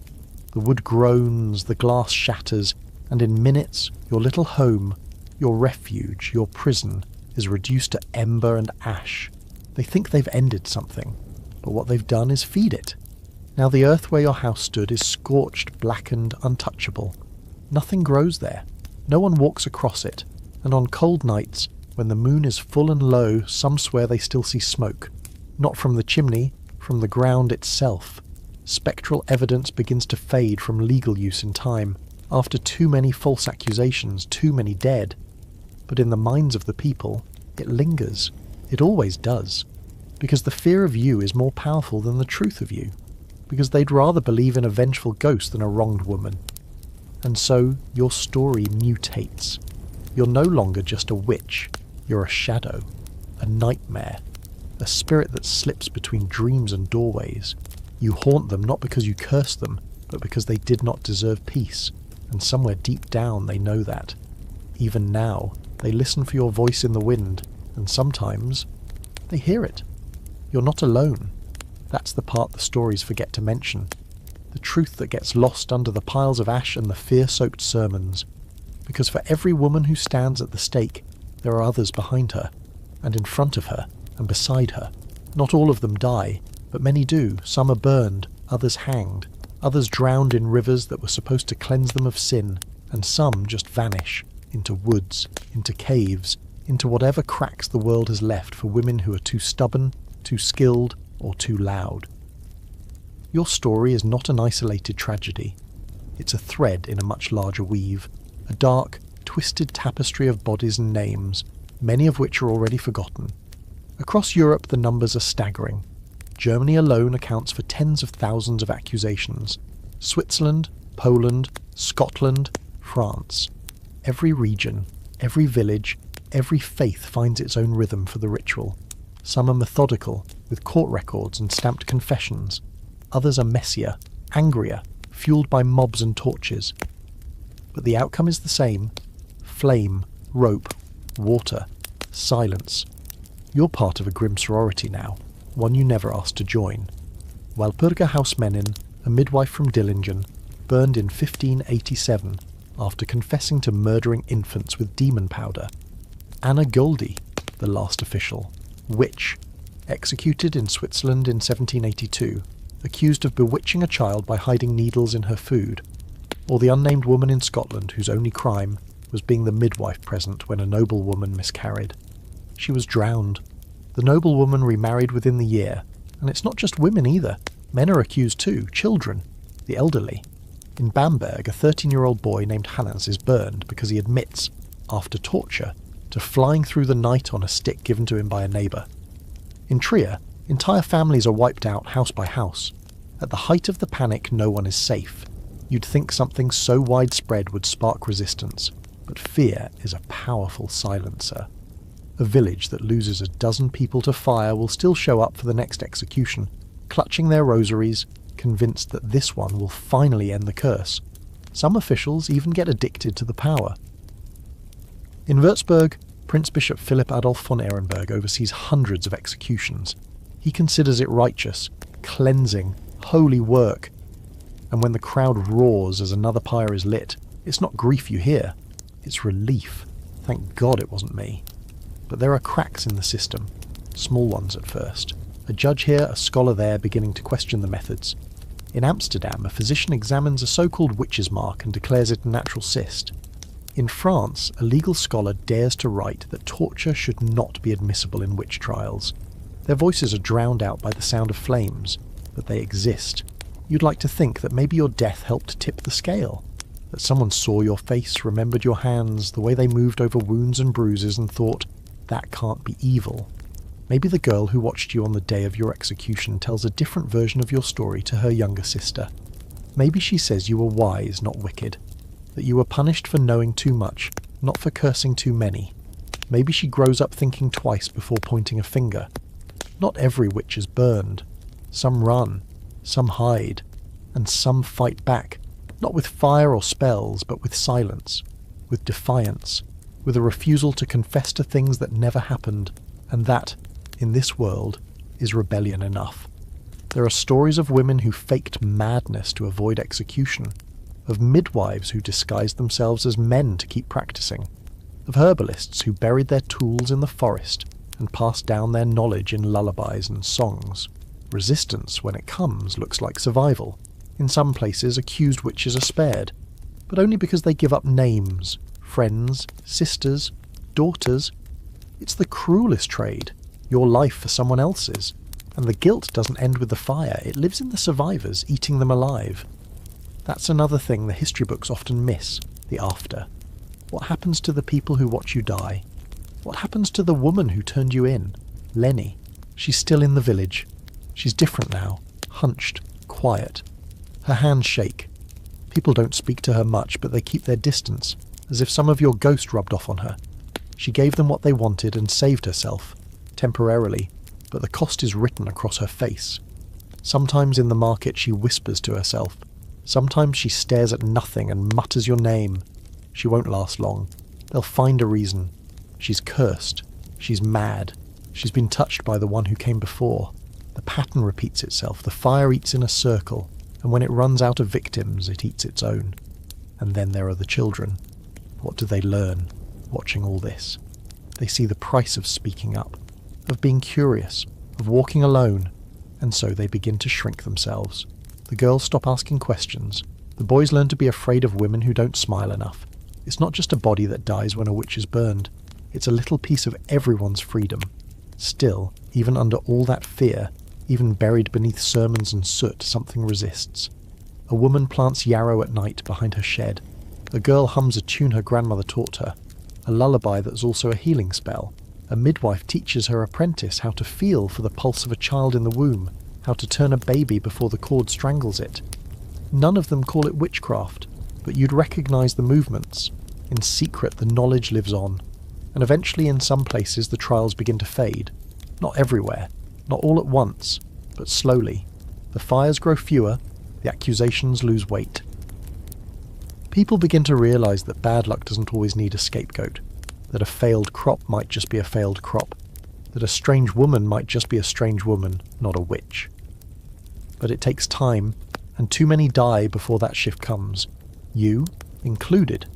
You're one name in a long dark ledger, but you're also part of something greater.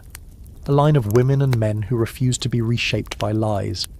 You didn't confess, you didn't break, you didn't hand them a story wrapped in guilt. They took your life, but not your truth. And in a time like this, that's power. There is a smell to it. The execution. It's not something people talk about, but everyone who's ever been to one carries it. Smoke, yes, but more than that. Burnt cloth, scorched hair, the unmistakable sour sweet bite of flesh as it blackens. It curls in the back of the throat, sticks in the lining of your nose, clings to your hair like grief. The townspeople never admit it aloud, but for weeks afterward they can't wash it off. Their bread tastes like ash, their wool smells like smoke, and the wind, when it shifts just right, brings it back. Execution Day is different from other village events. There's no music, no feasting. People gather early but speak quietly. They bring their children but make them look away, and the accused, always bound, always dirty, always someone they thought they knew, becomes something else entirely. No longer neighbour, no longer woman, just the witch. A role, a shadow in a human shape. You were one of the lucky ones in a grim and backward sense. You were burned, publicly, legally. The whole village watched. Your name was entered in the books, your sentence recorded, but not everyone gets that kind of clean ending. In many places, the process is less official. Sometimes it starts with a mob, a bad harvest, a cow born with a crooked leg, a child who convulses and spits up blood after touching a strange flower. The people look around for someone to blame, and there's always someone nearby. An old woman with cloudy eyes, a widow who won't remarry, a man who collects bones in the woods and talks to animals. The accusation spreads like smoke in dry air, and then someone throws the first stone. They're not taken to court, they're taken to the river. This is the trial by water, a favourite of amateur witch hunters. The logic is simple and brutal. If you float, you're guilty. If you sink, you're innocent. The river will reveal the truth. Of course, most people sink and drown. But the crowd rarely seems bothered by that. They mutter that God will sort it and go home feeling slightly safer. They do not talk about the body that never resurfaces. They certainly don't write down her name.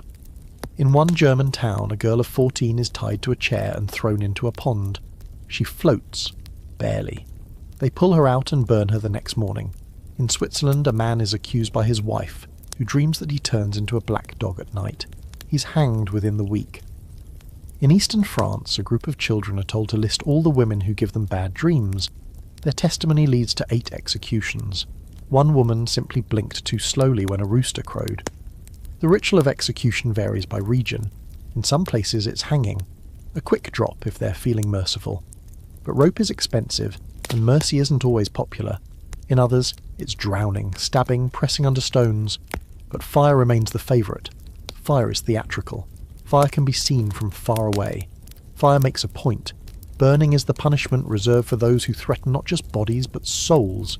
It purifies, they say, cleanses, turns heresy into smoke. The flames don't just kill the woman, they unmake her. No bones to bury, no tomb to visit, just ash scattered on the wind, nothing left to remember. At least that's the hope. But it doesn't always work. People remember.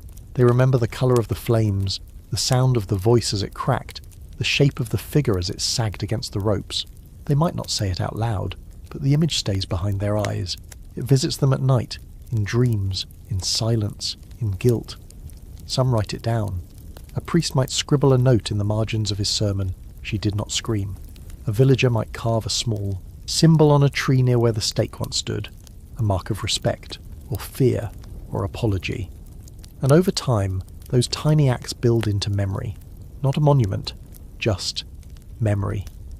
In Scotland, there's a case where an entire village refuses to speak of an execution for over 50 years. The children grow up knowing the story without ever hearing it told. The silence becomes sacred.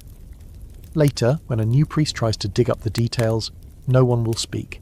It's as if the whole town swore a collective oath, not out of loyalty, out of shame. And what does it feel like? To be the one tied to the stake? Not fear, exactly. Not once it begins. It's past that point. It's something else. Numbness, maybe. A kind of detachment. You're aware of your body, of course. The ropes cut into your skin. The wood presses against your spine. The heat licks at your ankles first, then your legs. But it's the sound that overwhelms you. The crackle. The gasp of the crowd. The way your name sounds as it burns through them. Not in love or anger, but in finality. The flames don't rise all at once. They build.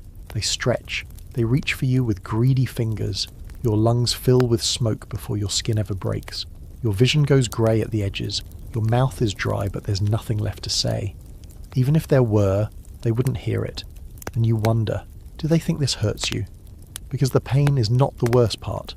The worst part is knowing that they never saw you. Not really. They saw the idea of you. The version they invented. The witch. The danger. The excuse. Not the woman who healed their children. Not the neighbour who baked too much bread. Not the girl who learned how to read because her mother taught her letters with burnt sticks on the hearthstone. That version of you burned long before the flames touched your skin. And yet, somehow, you remain. In stories, yes. In whispers. But also in the eyes of every woman who watches too closely. Who walks the edge of the village alone. Who ties her hair back and sets her jaw, and does what must be done. You've given them something, not power, not yet, but a shape, a warning, a promise. Because even now the fire isn't done. Not with you, not with them. You were supposed to be gone. That was the point of the execution. The fire, the chanting, the ashes carted off like trash. A clean ending, a quiet village. But you're not gone, not completely. You exist in the unspoken spaces, the quiet hesitations, the twitch of fingers near door latches, and sometimes, when the fog creeps in early, or a child laughs too hard in the woods, people look over their shoulders. But what they don't talk about are the ones who got away.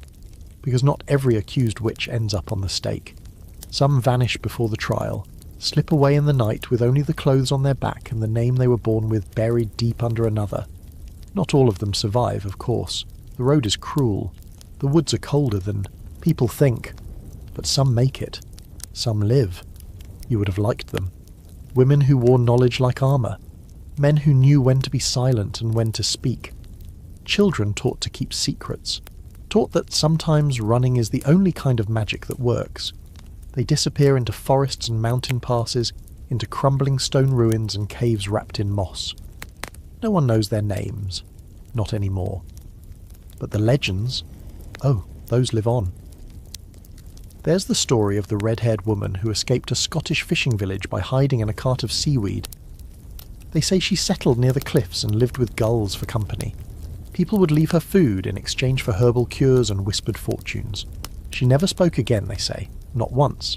But when a storm was coming, she'd stand at the edge of the cliffs with her arms raised, and somehow the boats always came home safe. Or the German twins accused of cursing the town baker after his loaves began rising in the shape of horns. One of them was caught and confessed under torture, but only after insisting her sister was dead. She wasn't. She was hiding in a burned-out mill deep in the hills, carving charms into stone and watching smoke trails from afar. It said she lived 20 more years, haunting the village with curses that sounded suspiciously like wind through the trees. And then there's you. Well, not really. But someone like you, a woman who vanishes on the night before her trial. The guards say she dissolved into mist. The magistrate claims she bribed a priest. No one agrees. But the fact remains, her cell was empty come morning. The crowd showed up for a burning and left with only gossip. These escapees become their own kind of folklore. Less terrifying than the witches who died. More romantic somehow. Survivors with dirt under their nails and fire in their lungs. They walk among the townspeople under new names, quietly, carefully, watching the wind for signs of the next purge. Some keep their heads down forever. Others become shadows behind revolts, whispers in courtrooms, healers in secret rooms beneath taverns, midwives who speak 6 languages and claim to be just passing through. And while no one says it aloud, there's always someone helping them.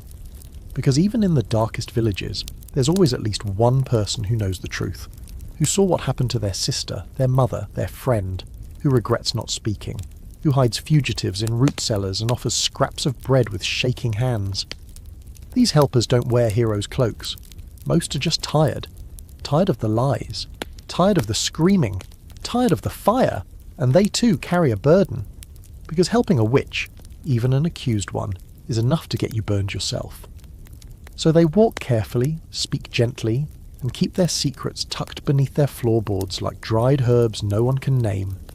Historians still argue about how many witches escaped. Some say the number is small, barely a footnote. Others suggest that for every woman burned, 2 more vanished. The records are incomplete, sometimes purposefully so. Whole trials erased, families relocated, names scrubbed clean by sympathetic scribes. Some believe that these survivors are the roots of other movements. The women's herbal networks, the underground midwifery circles, the mysterious wise women who seem to appear just when someone was dying and leave just before they healed. There's a tale from eastern France of a woman called Mother Cordelia. No one remembers where she came from. She spoke 5 languages, wore a necklace made of dried orange peel, and always smelled faintly of clove. When asked about her past, she'd say, "My sisters burned, but I ran." People assumed it was poetry, but she never laughed when she said it. Running, though, is no guarantee of peace. Living under false names, in borrowed clothes, with no fire and no friends, it takes a toll. Some escapees vanish into drink, others into madness. A few live long enough to see the witch hunt slow, to see the fires die down, but they never feel safe again. The flames follow them, always just behind their eyes. Still they persist, because sometimes living is the only way left to fight. And even though the church, the magistrates, the inquisitors, all of them, tried to make witches disappear, they only succeeded in making them multiply. Not literally, but in stories, in shadows, in the hands of women passing herbs to each other under the table, in the old man who tells his granddaughter that once a witch saved his mother from bleeding to death, in the books hidden beneath floorboards and bed frames wrapped in cloth and silence. Not every story ends in smoke. Some end in moss, some in soil, some in footprints fading down a forest path just as the sun rises, and some in the smile of a woman who isn't quite from here, who knows a little too much about nettles, and who says her name is Anna, or Marit, or something that doesn't sound like a name at all. She passes through. She never stays long, but the memory lingers. The villagers lock their doors a little tighter after she leaves, but their children sleep better, and their sick get well. And somewhere, deep in a cave lined with jars and bundles, someone lights a candle, not for safety, not for power, but for memory. Because the witch they tried to burn, she got away. You never called it magic. It wasn't magic. It was just what people did before they forgot how to listen to the world. You learned from your grandmother, who learned from hers, how to read the bend in a stalk, the weight of a root, the colour of a bruise, when to pick chamomile and when to leave it alone, how to steep feverfew for migraines, and how to bind nettles in cloth so you didn't blister your fingers. None of it was mystical, just memory, habit, earth knowledge. But to the people who feared you, that was magic. What they didn't understand, they feared. And what they feared, they burned. The truth is, folk magic, real, practical, everyday magic, was everywhere in 1600s Europe. In every house, in every garden, behind every closed shutter where someone whispered an old rhyme, over their newborn's crib, or tied a string of rowan berries above the door, just in case. People weren't modern in their thinking yet. They still believed the world had rules you couldn't always see. So they hedged their bets, crossed themselves and then spit over their shoulders, prayed to saints and then tucked garlic in their pockets. You knew how to use herbs, but so did every grandmother. You made charms. So did the women in the next village. The difference between a healer and a witch wasn't in what you did. It was in how people felt about you while you did it. There was a woman once 3 valleys away who was known to talk the fire out of burns. She'd whisper over the wound and blow gently and the pain would ease. They said it was a gift. Until a local lord's son died of fever while she treated him. Then it became a curse. She was dead within the week. It's always like that. Your gift is only safe as long as the results are good. One mistake, one rumour, one wrong look, and suddenly you've got a devil's pact you didn't sign. Even the church couldn't make up its mind about folk magic. In some regions, priests used blessings that sounded suspiciously like charms, holy water mixed with rose water, psalms read backward for protection. There's documented evidence of priests in France giving people small relics wrapped in paper, saying they'd keep witches away, while simultaneously preaching against the use of superstition. What's divine in Latin becomes heresy in a woman's voice. There were many kinds of magic back then: low magic, high magic, ceremonial, practical. High magic was for noblemen with libraries, who spent long nights scribbling alchemical symbols and summoning planetary forces in Latin. That kind of magic was protected, even admired. Low magic, the kind women used to make babies sleep, keep milk from souring, help the dying pass peacefully, was what got you hanged. Of course, nobody talked about it like that. Not then. It was all blended together in the minds of the people. If something went wrong, if a storm came, or a child cried too long, it was easier to point at the woman with the lavender in her hair than to admit that life was sometimes cruel and random. But here's what they didn't know. Sometimes the magic was real, not in the way they imagined. You didn't fly or summon fire from your hands. But there were nights when your prayers, your rhymes, your grandmother's chants worked a little too well. When someone on the edge of death came back, blinking as if pulled from the edge. When the herbs you picked felt warmer than the sun that grew them. When your hands tingled after touching a tree struck by lightning. You never told anyone. not even your closest friend, because you didn't have a name for it. You just knew that sometimes the world spoke to you, in patterns, in stillness, in a dream that felt like memory. And what were you supposed to do with that? You once met another woman like you, in a market, passing through. Her eyes were too sharp, her movements too fluid. She handed you a jar of elderflower honey and said, "Don't forget the salt at the corners." She didn't explain. She didn't need to. You nodded, and for the briefest moment you felt seen. Women like that weren't everywhere, but they existed. The ones who kept the old ways alive, quietly, between the lines of what was acceptable. The ones who stirred iron nails into rainwater to protect a home from spirits. The ones who told you not to look at a baby too long, lest you give it the eye. The ones who spoke to bees when someone died, so the hive wouldn't mourn itself to death. Not witches, not in the way the church described, but something older, rooted. Even the skeptics used magic without realizing. A farmer hanging a horseshoe above his barn. A woman turning her bread 3 times before putting it in the oven. A hunter carrying a piece of bone from the last deer he killed.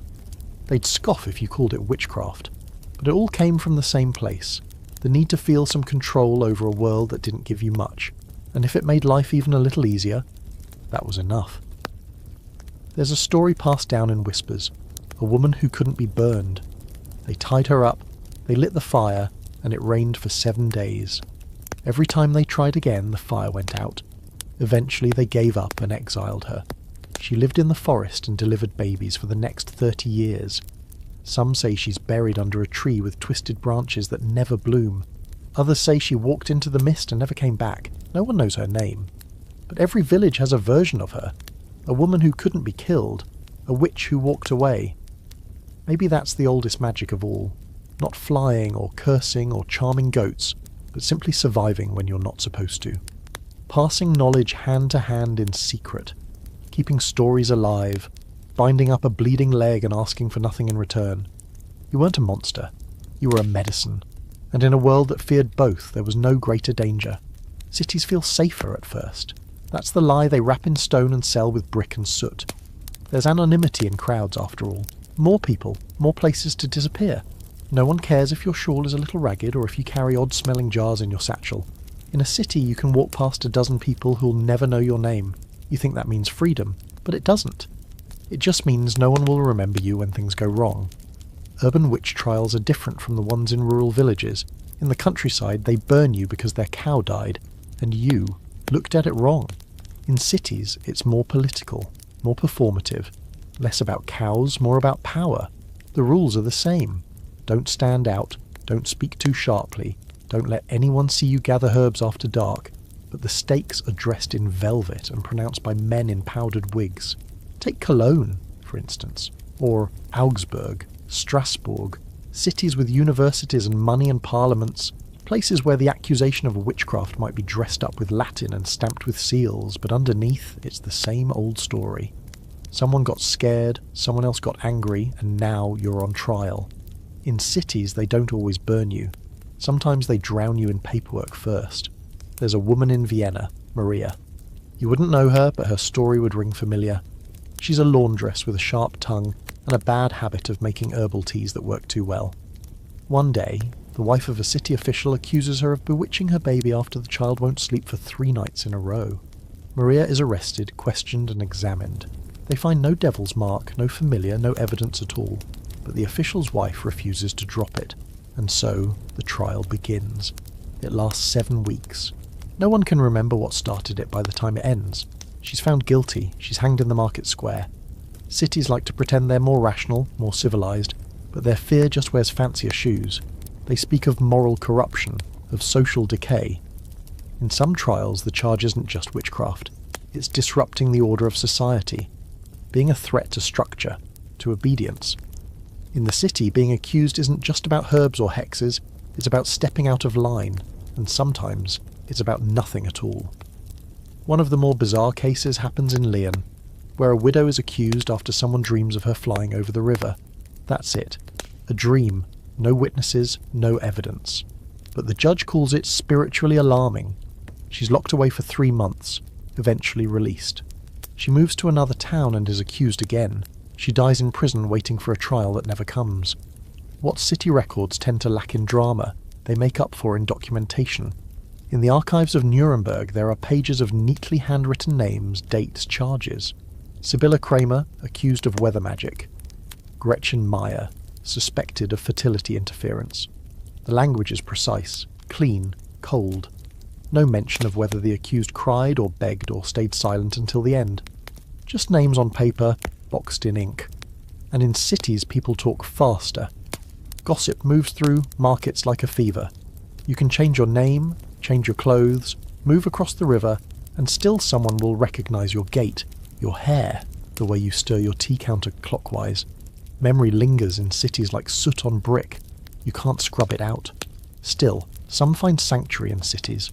For every trial, there are women who slip between the cracks, who become invisible in plain sight. Healers who sell their knowledge in whispers and coin. Midwives who keep their books locked in cabinets. Apothecaries with back rooms filled with things the law says shouldn't exist. A root here, a powder there, a vial of something that helps a wife stop her 10th pregnancy before it begins. No one calls them witches, not to their faces, but they all know, and most of the time they're left alone. Because cities need them. The mayor's wife wants a potion for sleep. The brewer's daughter wants to stop coughing. The guardsman wants something to keep his hands from shaking after battle. In a place where bodies are always crowding together, where disease spreads like gossip and poverty makes people mean, someone who knows how to heal without ceremony is valuable. But useful doesn't mean safe, because when things turn, they turn fast. A fire breaks out in a bakery and destroys 3 city blocks. People look for someone to blame. The baker says his wife was acting strange, humming while kneading dough. The neighbours say she was talking to cats. She's arrested, and when questioned, she says nothing. They say her silence is unnatural. The city burns her. Later they find out the fire started because the chimney was blocked. Too late. There's a scholar, much later, centuries down the line, who argues that witchcraft in cities was just a way of keeping women in their place. That as urban life became more chaotic, more male-dominated, the old knowledge held by women became threatening. You couldn't let a washerwoman have more influence than a priest. Couldn't let a midwife know more about birth than a doctor. Couldn't let anyone believe that power might come from anywhere but sanctioned authority. So they framed it, branded it, burned it. Cities didn't end the witch hunts, but they changed the story. They added polish to the panic, made it feel reasonable, and in some places that made it even harder to resist. Because how do you argue with a judge in a red robe sitting beneath a crucifix with a feather quill and a cold smile? How do you fight laws written by men who never bled the way you have? Who never held a dying child? Who never scraped bark for fever or prayed into boiling water when the medicine wasn't enough? You don't. You hide. You survive. You pass it on. In the corners of apothecaries, in the dusty shelves of markets, in the kitchen of a city tavern, where the cook slips a charm under the stove and doesn't say why. Not every witch in the city is caught. Some wear perfume, some wear wigs, some wear the robes of scholars and speak softly, correcting men in ways so gentle they don't even realise it's happening. And some, they never speak at all, they just watch and wait. Because even here among bells and brick, smoke finds its way into the sky, and the witch, no matter how quiet, is never far behind. You always knew the church would be watching. It watches everything, with eyes sharper than any inquisitor's blade and ears pressed to every confession booth from here to Rome. And in 1600s Europe, the church isn't just a Sunday obligation or a place to marry off your cousin. It's the backbone of life, law, morality, even breath. To step out of line with the church isn't just rebellion, it's treason against the soul. And witches, they say, are the worst traitors of all. To them, you didn't just sin, you sided with the enemy. It wasn't always this hostile. In the early centuries before the printing press spread panic like wildfire, many local priests tolerated or even participated in folk practices. A sprinkle of holy water here, a whispered charm there. The village healer was often their ally, not their adversary. After all, what was a good outcome? Healed child, safe mother, if not evidence of God's favour. A little prayer mixed with mugwort didn't seem like blasphemy. It seemed like practicality. But the tide turned. The Protestant Reformation kicked a hole in the wall of religious certainty, and both Catholics and Protestants scrambled to plug it with rules, fear and fire. Anything that smelled of the old ways was suspect. church rebranded superstition as satanic, and suddenly, all those helpful herbs and cozy rituals became evidence of a pact with the devil. The real irony? The church believed witches had power, that they really could fly, control weather, make men impotent, summon demons in the shape of hares. They didn't think you were delusional, they thought you were dangerous, and that belief, ironclad, dogmatic, unshakable, meant they weren't interested in hearing your side. You could tell them until your tongue dried out that your salves were for coughs, not curses, but they'd still tie you to a post with the confidence of men who knew they were doing God's work. It wasn't just the church that hunted, of course. In many places, secular courts took the lead. But the lines blurred fast. Bishops sat in judgment. Priests gathered evidence. Monks recorded confessions that smelled suspiciously like fiction. And when the trials came, it was always the church that offered the final stamp of moral legitimacy. This wasn't murder. This was salvation. For everyone else, anyway. There was no salvation for you. Theologically, the church insisted witches couldn't go to heaven. Not unless they confessed, and even then, only if they were truly repentant. And even then, the fire still burned. You might save your soul, but your body? Ashes and smoke. They wrapped it in mercy, claimed they were doing you a favour. Better to burn for a minute than for eternity. You remember the priest who visited your cell? How he couldn't meet your eye when you asked why the devil's mark only ever seemed to show up on poor women, old women, or women who spoke too boldly. He didn't answer. He just handed you a wooden cross and whispered, "God is still listening." You didn't have the heart to tell him that so were you. But here's where things get strange, because for all the church's wrath and rigidity, Christianity was never one thing. Not in practice. Beneath the official liturgies and proclamations, the people still held on to 1,000 tiny rituals. Holy water mixed with salt and rosemary. Candles burned on specific saints' days for protection. Coins placed under babies' cribs to keep away the evil eye. The very same practices the church condemned from the pulpit, it often tolerated in the pews. In Spain and Italy, where the Inquisition had a tighter grip, you might think the fire burned hotter. But that wasn't always the case. Ironically, in some regions, the Inquisition was less likely to execute accused witches. It was more centralised, more bureaucratic, and sometimes more sceptical of peasant accusations.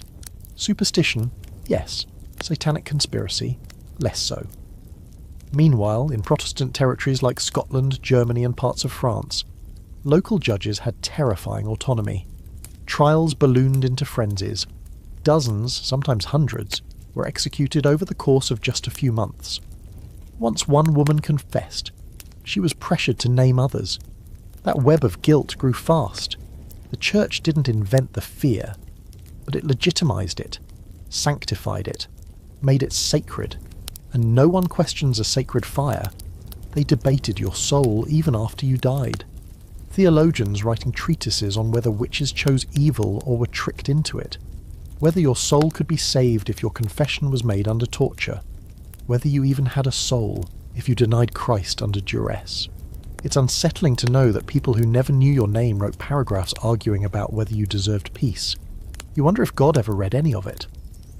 Some priests resisted, quietly, carefully. A few tried to protect the accused, delayed trials, lost paperwork, insisted on better evidence. In Strasbourg, one bishop famously refused to authorize burnings unless there was irrefutable proof. He was later accused of being in league with the witches himself. Because that's how this system worked. Mercy was suspicious. Doubt was dangerous. Even questioning the existence of witchcraft meant risking your position, your life, your eternity. There's an account from Bavaria of a monk who visited a condemned woman in prison. She told him she had no pact, no curses, no familiars, just a bitter neighbour with a vendetta. He believed her. He wrote a letter to his superior. By the time it arrived, she was dead. His letter was filed away and forgotten. You want to hate the church, and maybe you do. But you also remember the candlelit services, the smell of incense, the way the light caught in the stained glass turning stone into fire. You remember your mother's voice, low and clear, reading scripture by firelight. You remember trying to believe in a God who saw you, even if the men who spoke for him never did. Maybe he did. Maybe he does. Or maybe the only God that mattered was the one in the soil, the wind, the growing things, the one that listened when you whispered over a fevered child, who nodded when you plucked time beneath the moon, who understood the power of quiet women and didn't flinch. The church tried to erase you, but you've been here longer than it has. You and the women before you and the ones who come after. They might hang you, drown you, burn you, but your knowledge seeps into the cracks, grows roots beneath the altar. They won't admit it, but when they bury their dead, they call for women like you. When they fear a curse, they tuck rosemary in their pockets. When their children cry at night, they still sing the lullabies you wrote. Faith can't burn that out. Not even with all the fire in Christendom. You never called them spells. That word belonged to them, the judges, the scribes, the churchmen scribbling in their black books with quills that dripped guilt. You never said spell. You said help or habit, or sometimes nothing at all. But they called everything a spell. A whisper. A spell. A knot in a red string. A spell. A poppet stuffed with rosemary and pins. A spell, even if it was just for sore joints. The truth is, they saw sorcery in your every gesture, because it was easier to fear your hands than admit you might understand something they didn't. So, fine. Let's talk spells. You carried them like dust in your apron pockets, tucked into the folds of your day. Most were simple, humble. A chant under your breath while stirring porridge. A thumb pressed to the centre of a baby's forehead. A thread tied around a wrist with a rhyme about sleep. Magic was daily. Ordinary. Not thunder and fire, but the kind of quiet knowledge that says, boil this root longer, or it'll make the fever worse. Charms were protection, not power. You had one under your mattress. 2 feathers, a coin, and a bone. Your grandmother swore it kept away nightmares. You never really believed her, until the nightmares came back the one week you forgot to replace it. Coincidence, maybe. But you kept it there anyway, just in case. You made protective charms from rowan and ash. Herbs bundled with red string. You sewed lavender into the hems of clothes for peace. You tied nettle into doorways to ward off illness, and salt lines weren't just superstition. They worked. Not in ways that would impress a court, but in the way a child stopped crying at night, or how a house felt just a little warmer afterward. And the words, always the words, passed down like recipes, memorized without thinking. Say this when someone is dying. Say this when a storm comes early. Say this when you feel something looking at you from the woods. The rhymes weren't beautiful, they weren't Shakespeare, but they worked like prayers carved from earth instead of heaven. You didn't say them to something exactly. You said them with something. With the wind, with the water, with the ache in your bones that told you the frost would come early this year. Modern historians call it low magic, folk magic. They catalogue it in dusty books, counter charms, love philters, binding knots, apotropaic rituals. They write about how it reflects the tension between oral tradition and clerical authority. You'd laugh if you could, because it wasn't tension for you, it was necessity. It was how you kept the bread from moulding and the baby from dying and the devil from creeping into your dreams. You didn't do it for power, you did it to survive. There's a famous charm from England recorded in an old manuscript. Against a sudden stitch, sing this charm thrice. Out, little spear, if here it be, in bone, in blood, in limb, not me. It sounds like nonsense until you're doubled over in pain with no one around but your own hands. Then you sing it. Then you learn to believe a little. And no, you didn't curse people. Not really. But you could have. That's what they never understood. You had that power. You had it because they gave it to you. Because they believed in it so fiercely, so desperately that the belief itself gave the words weight. You could have stood over a man's field, muttered a few dark syllables and ruined his life, because he would believe you had, but you never did, except that one time. The blacksmith's boy who threw stones at your door, who spat on your steps and called you a hag. You whispered something low and ugly into your sleeve after he passed. Just a breath, just a wish. The next week he broke his arm falling from a tree. You never said it was your doing. You never said it wasn't. In parts of Scotland, women carved sigils into bread dough to protect their households. In Italy, they used lemon peels and iron to bind jealousy. In France, charms were sewn into undergarments to prevent unnatural longings. In Hungary, love potions included crushed rose petals, honey, and sometimes a fingernail. It was always a blend of the practical and the poetic, magic folded into the mundane, and it didn't die with you. Long after the trials burned out, the spells lived on. They just changed shape. A mother whispering over a fevered child, a traveller carrying a stone from their home village, a farmer placing iron under the threshold. No one calls it witchcraft anymore, not out loud, but they know. Deep down, they know. That knowledge never really left. It just got quieter, softer, hidden beneath layers of fear and forgetting. In some remote places, people still hang bundles above their doors. Hawthorn, wormwood, mugwort. Tradition, they say, but you recognise it. You see it in the way they arrange the sticks, the way the string is tied in a triple knot, the way they say, it's just for luck, but won't take it down when the priest visits. They still need you, they just don't say your name. You wonder sometimes what would have happened if they'd let you teach, instead of silence you. What if your knowledge had been respected, not feared? What if the village midwife had been allowed to write her own book? What if the healer could have taken on apprentices without hiding in forests or cellars? Would women have died less? Would fear have eased? Would the devil have lost a little of his bite? You'll never know. That future burned with you, but your magic, your spells, if we must call them that, didn't. They're still whispered, still sung, still scrawled into the corners of recipe books and scratched onto the backs of doors. People don't know where they came from, but you do. You're the reason someone lights a candle on the windowsill every All Hallows Eve, even if they say it's for the mood. You're the reason a woman won't drink from a cracked cup. Why a man won't hang a mirror across from his bed. Why a child ties a ribbon around their wrist and says, it keeps away the bad dreams. You were a witch. Not because you cursed anyone, but because you remembered what they wanted to forget. And even now, centuries later, the world still speaks your language. Just softly, and only when the lights are low. They called you a fiend, a whore of Satan, a corrupter of children, of men, of the very fabric of the community. But you know better. You know what you were, what most of you were. Not devils, not demons in disguise, just women with knowledge, women with questions, women who didn't shrink when told to, and that made you dangerous. There's a word that modern voices use when they look back at you. Feminist.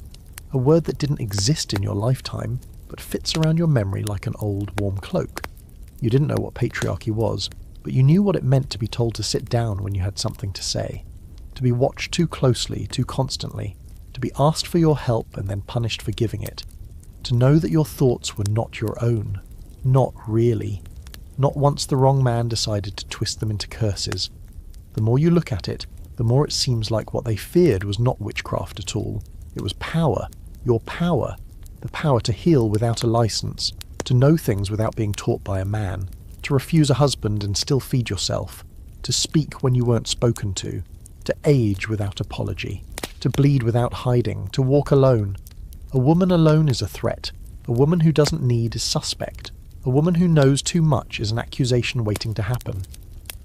So they called you witches, because calling you wise would have been too dangerous. And they didn't just punish you for what you were, they punished you for what you might become, what you might teach, what you might inspire.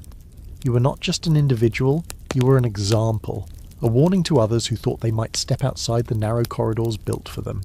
Do you want to know how many of the accused were women? 80%, maybe more, depending on the region. Some trials were almost exclusively female, and the rest, those few men, often caught in the blast radius, husbands, sons, healers with long hair and soft hands, anyone whose life didn't fit the mould. And what about the women who turned you in? Because yes, there were many. That's the part that gets glossed over in the myths. It wasn't just men with torches and grim smiles. It was neighbours, friends, mothers, daughters. Sometimes the same women who sat at your table and drank your tea. They accused because they were scared, because they thought they were next, because a confession under torture begged for more names, and yours was the one they remembered best. Were they your enemies? Maybe.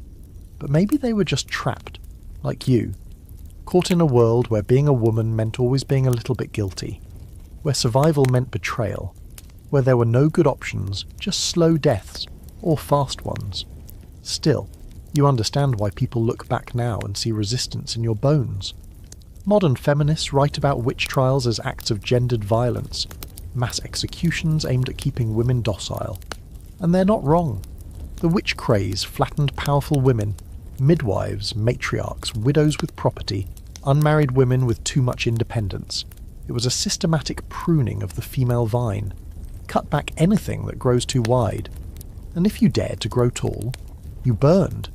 It wasn't just about fear of the devil. It was about controlling the female body, her voice, her mind. If you bled too much, you were cursed. If you bled too little, barren. If you birthed too easily, suspicious. If you miscarried, you must have killed the child with magic. Your womb was everyone's concern but yours. Your choices were never truly yours.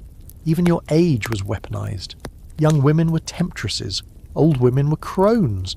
There was no safe stage, no time when you were seen as neutral.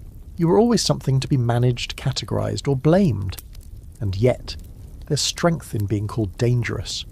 Because somewhere along the way, witch stopped meaning evil. It started meaning powerful. It began to carry the scent of rebellion, of mystery, of possibility. The word didn't disappear after the trials ended. It transformed into symbols carved into pendants, into whispered chants beneath full moons, into the fierce glint in the eyes of women who refuse to shrink. There's a reason that in every generation, when women begin to rise, the word witch is never far behind. You see it in the suffragettes accused of hysteria and paganism, in the activists branded unnatural, in the scholars who wrote too boldly, and the girls who danced too freely. Even today, in corners of the world where fire is no longer legal, there are still efforts to silence, to mock, to diminish.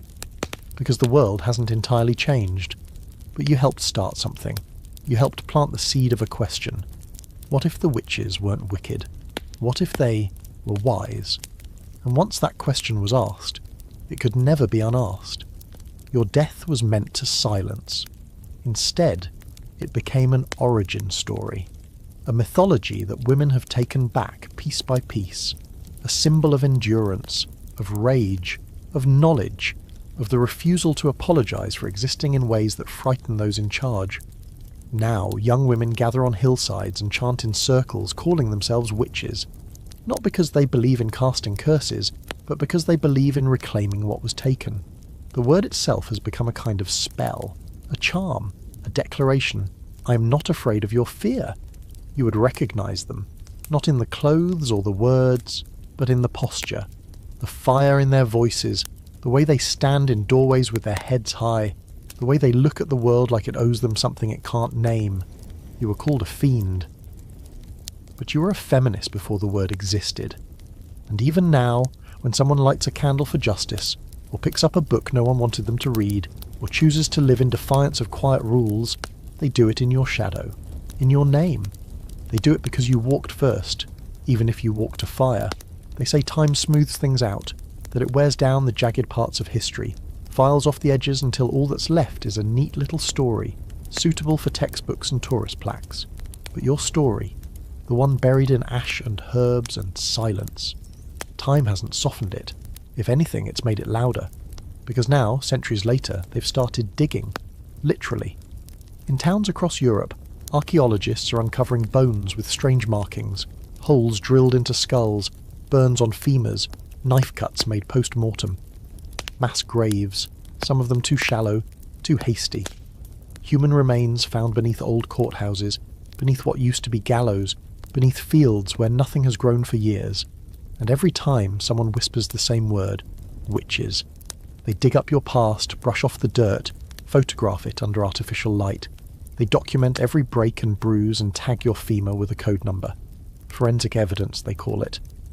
But to you, it's just your body being handled again, centuries too late. They want to know who you were, what really happened. They study trial records, dusty Latin scribbles penned by men who barely knew you.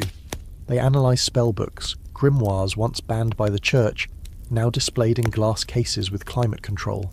They scan old court transcripts for names, dates, descriptions of your crimes. They try to map the panic, the logic, the terror. They try to make sense of the fire, and some of them, to their credit, really do try to tell the truth. They say things like, she was most likely a healer, or these accusations often followed land disputes, or torture led to false confessions. They acknowledge the mass psychosis, the patriarchy, the church's grip. They know now that most of the accused were innocent, but the story still tastes bitter in their mouths. They can't undo what happened. so they memorialise it instead. Across Europe, small plaques have begun to appear, on old stone walls, on rusted iron gates, on crumbling town squares. Some read, "Here stood a woman accused of witchcraft. Her name is unknown."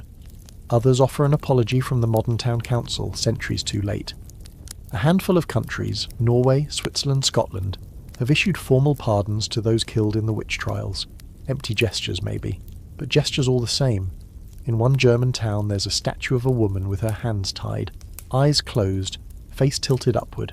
It's not labelled, no plaque, just there. Quiet, waiting. Children climb on it in the summer. Locals place wildflowers at its feet in winter. No one admits who started it.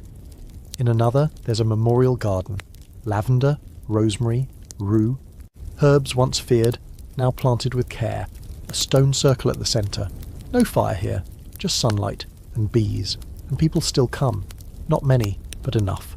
Women mostly, some with their daughters. They touch the stones. They whisper names. Some cry, some light candles. Some just stand, hands in pockets, as if waiting for someone to appear from the shadows and say, "I remember you." You're in the museums now too.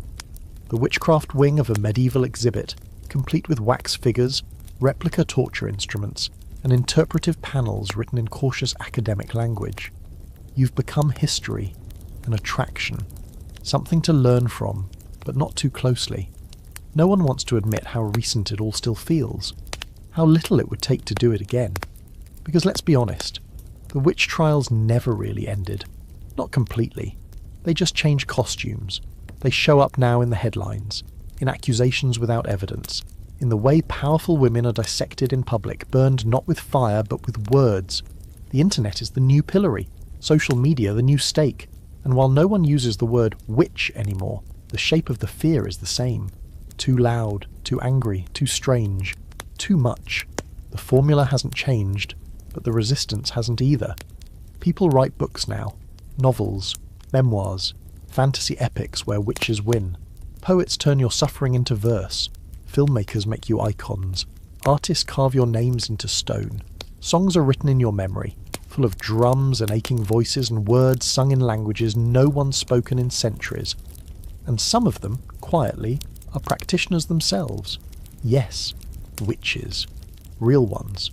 Not cackling in the woods, not flying through the air, but people who study old ways, who light candles, read cards, chant over tea.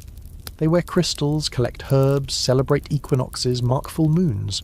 Some call it Wicca, some call it folk magic, some don't call it anything at all, but they're here, and they see you as one of theirs. They reclaim your name like a battle flag. You've become a symbol, not of evil, but of defiance, of autonomy, of mystery, of knowledge that couldn't be buried in smoke.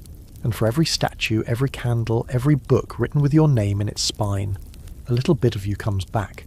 Not as you were, but as something larger. A memory with teeth. A ghost that refuses to be quiet. Some towns still pretend you never existed. Still whisper witch like a bad word. Still avoid certain forests. Still leave the burned field untouched. But even there, you live in the corners.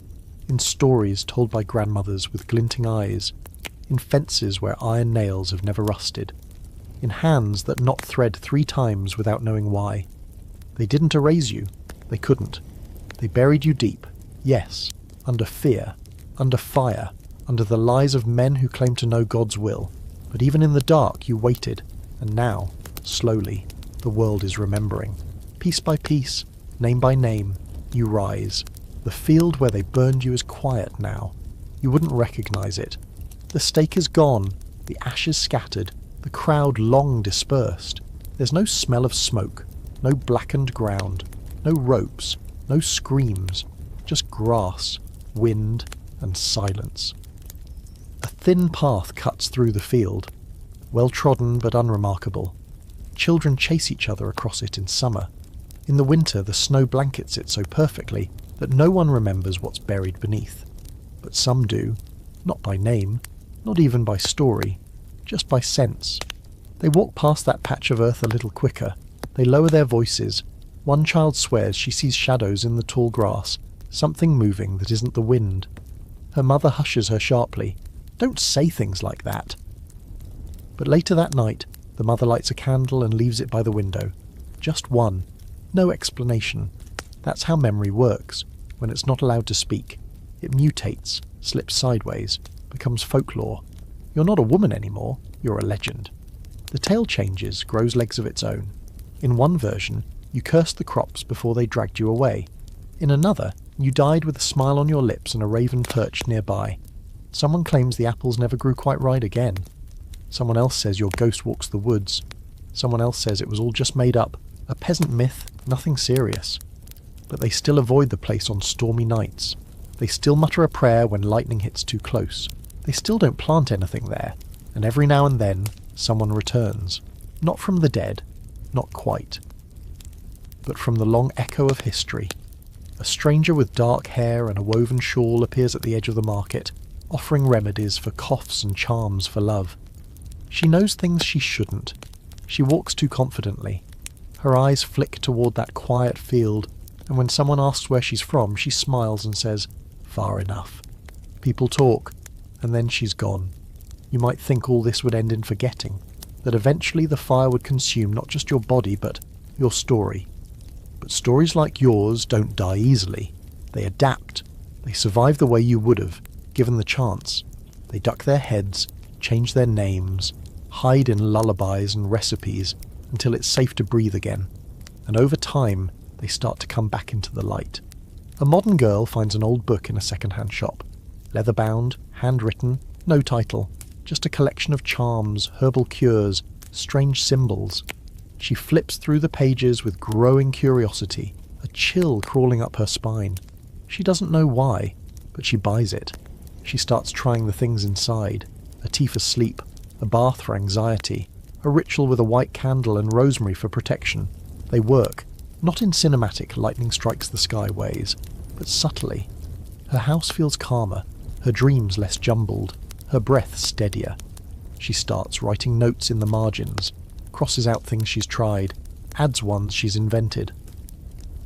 One day, in a quiet burst of certainty, she writes your name at the bottom of a page, just your name. And something shifts. In another place, a woman walks barefoot through her garden, speaking to the soil. She doesn't know why. Her grandmother did it. Her mother did it. She does it. She plants sage near the threshold, rue at the corners, rosemary by the back fence. She says it's for flavour, but the placement is too precise. A man passes her house and says, half joking, "She's got a witch's garden." She doesn't correct him. And somewhere else entirely, in a university classroom with fluorescent lights and bad coffee, a student gives a presentation on the European witch trials. She quotes statistics, names, places, but when she gets to the end, her voice changes. She puts down her notes, and she says, "We talk about them like numbers, but they were people, women mostly, women who knew things, women who survived as long as they could. My great-great-grandmother was one of them. I just want to say her name, out loud, where someone might hear." And she does. And you do. It's not always solemn. Sometimes it's joyful. Girls dressed in black dance in the woods on Halloween, laughing under the full moon. They light candles, write affirmations, read tarot cards with more hope than accuracy. They say, "We're witches," with pride, even if they don't know the bloodline they're echoing. Their spells are small, but their fire is bright, and in each of them something of you lingers. Not the fear, not the execution, but the resistance, the knowing.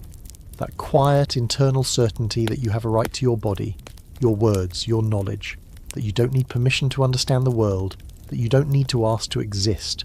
There are still people who hate that, who sneer at the idea of magic, of women calling themselves witches, who say it's childish, delusional, regressive. They miss the point. Because calling yourself a witch now isn't about flying or cursing or brewing potions in cauldrons. It's about reclaiming what was taken. It's about saying, "I will not be afraid of your fear anymore." And that message ripples, quietly, steadily. You're not just a burned body in a field. You're not just a forgotten name in a court document. You're not even just one person anymore.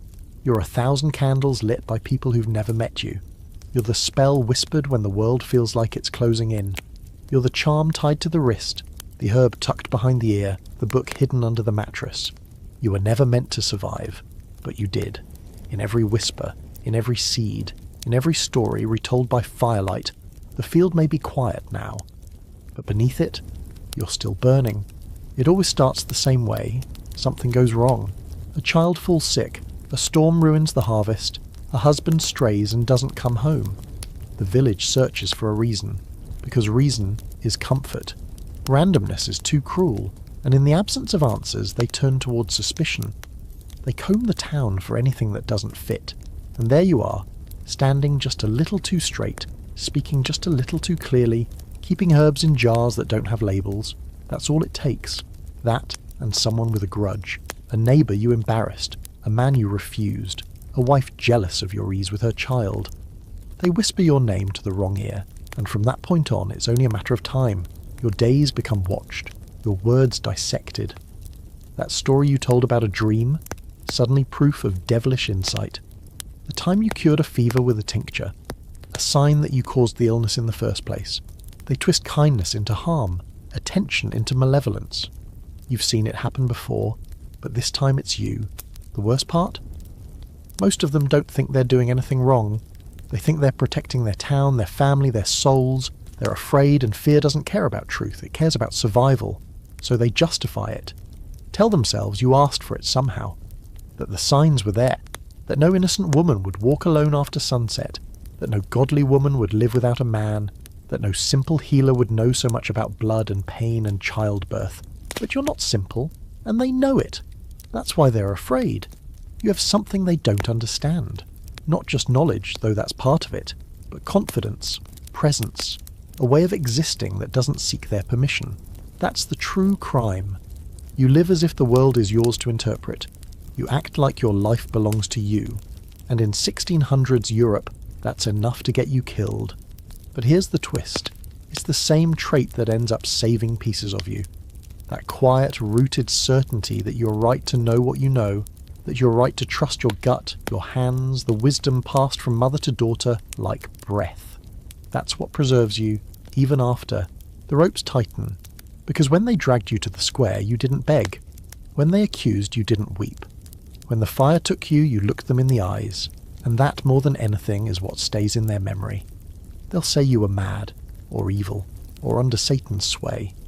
They'll rewrite the ending in their favour, but some of them, especially the ones with daughters, will remember how you stood there, unbowed, and they'll wonder, quietly, whether they just killed someone they should have learned from.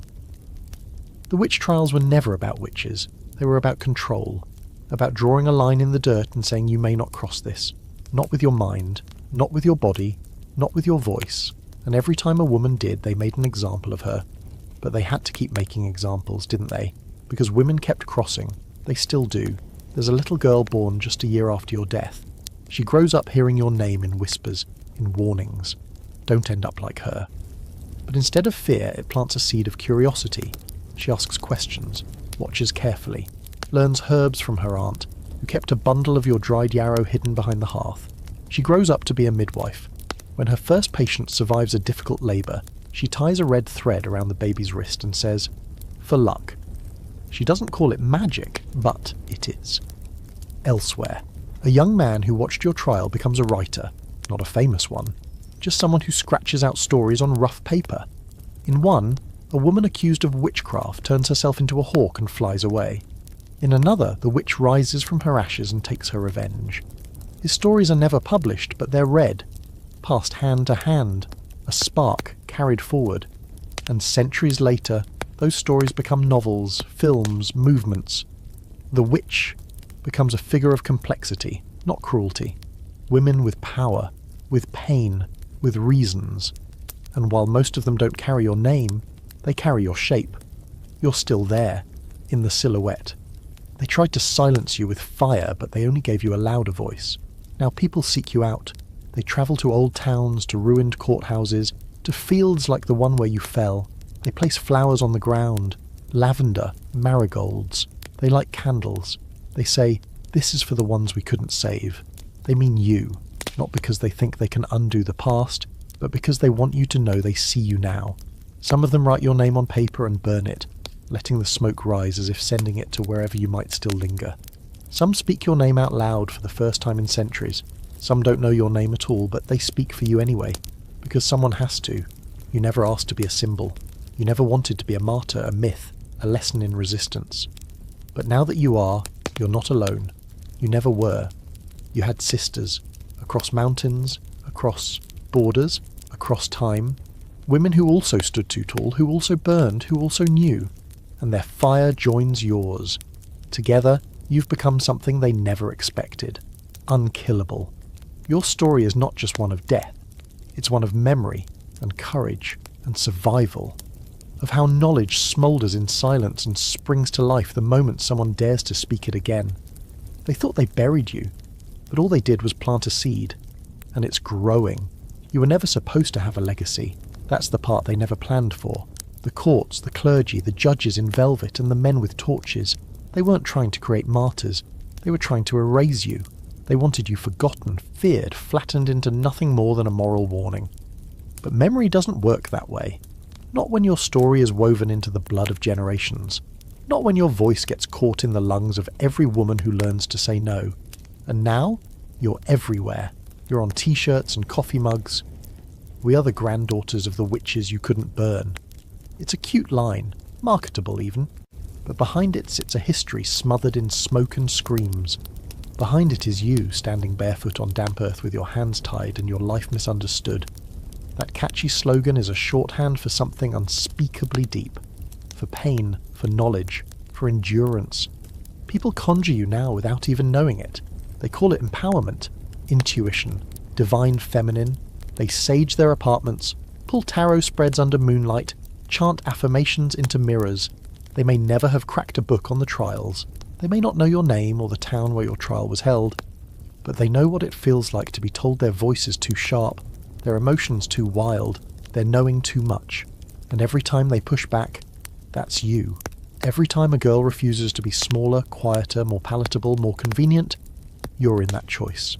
You're stitched into the moment when someone trusts their gut, speaks up in a meeting, walks away from a table where they are no longer fed.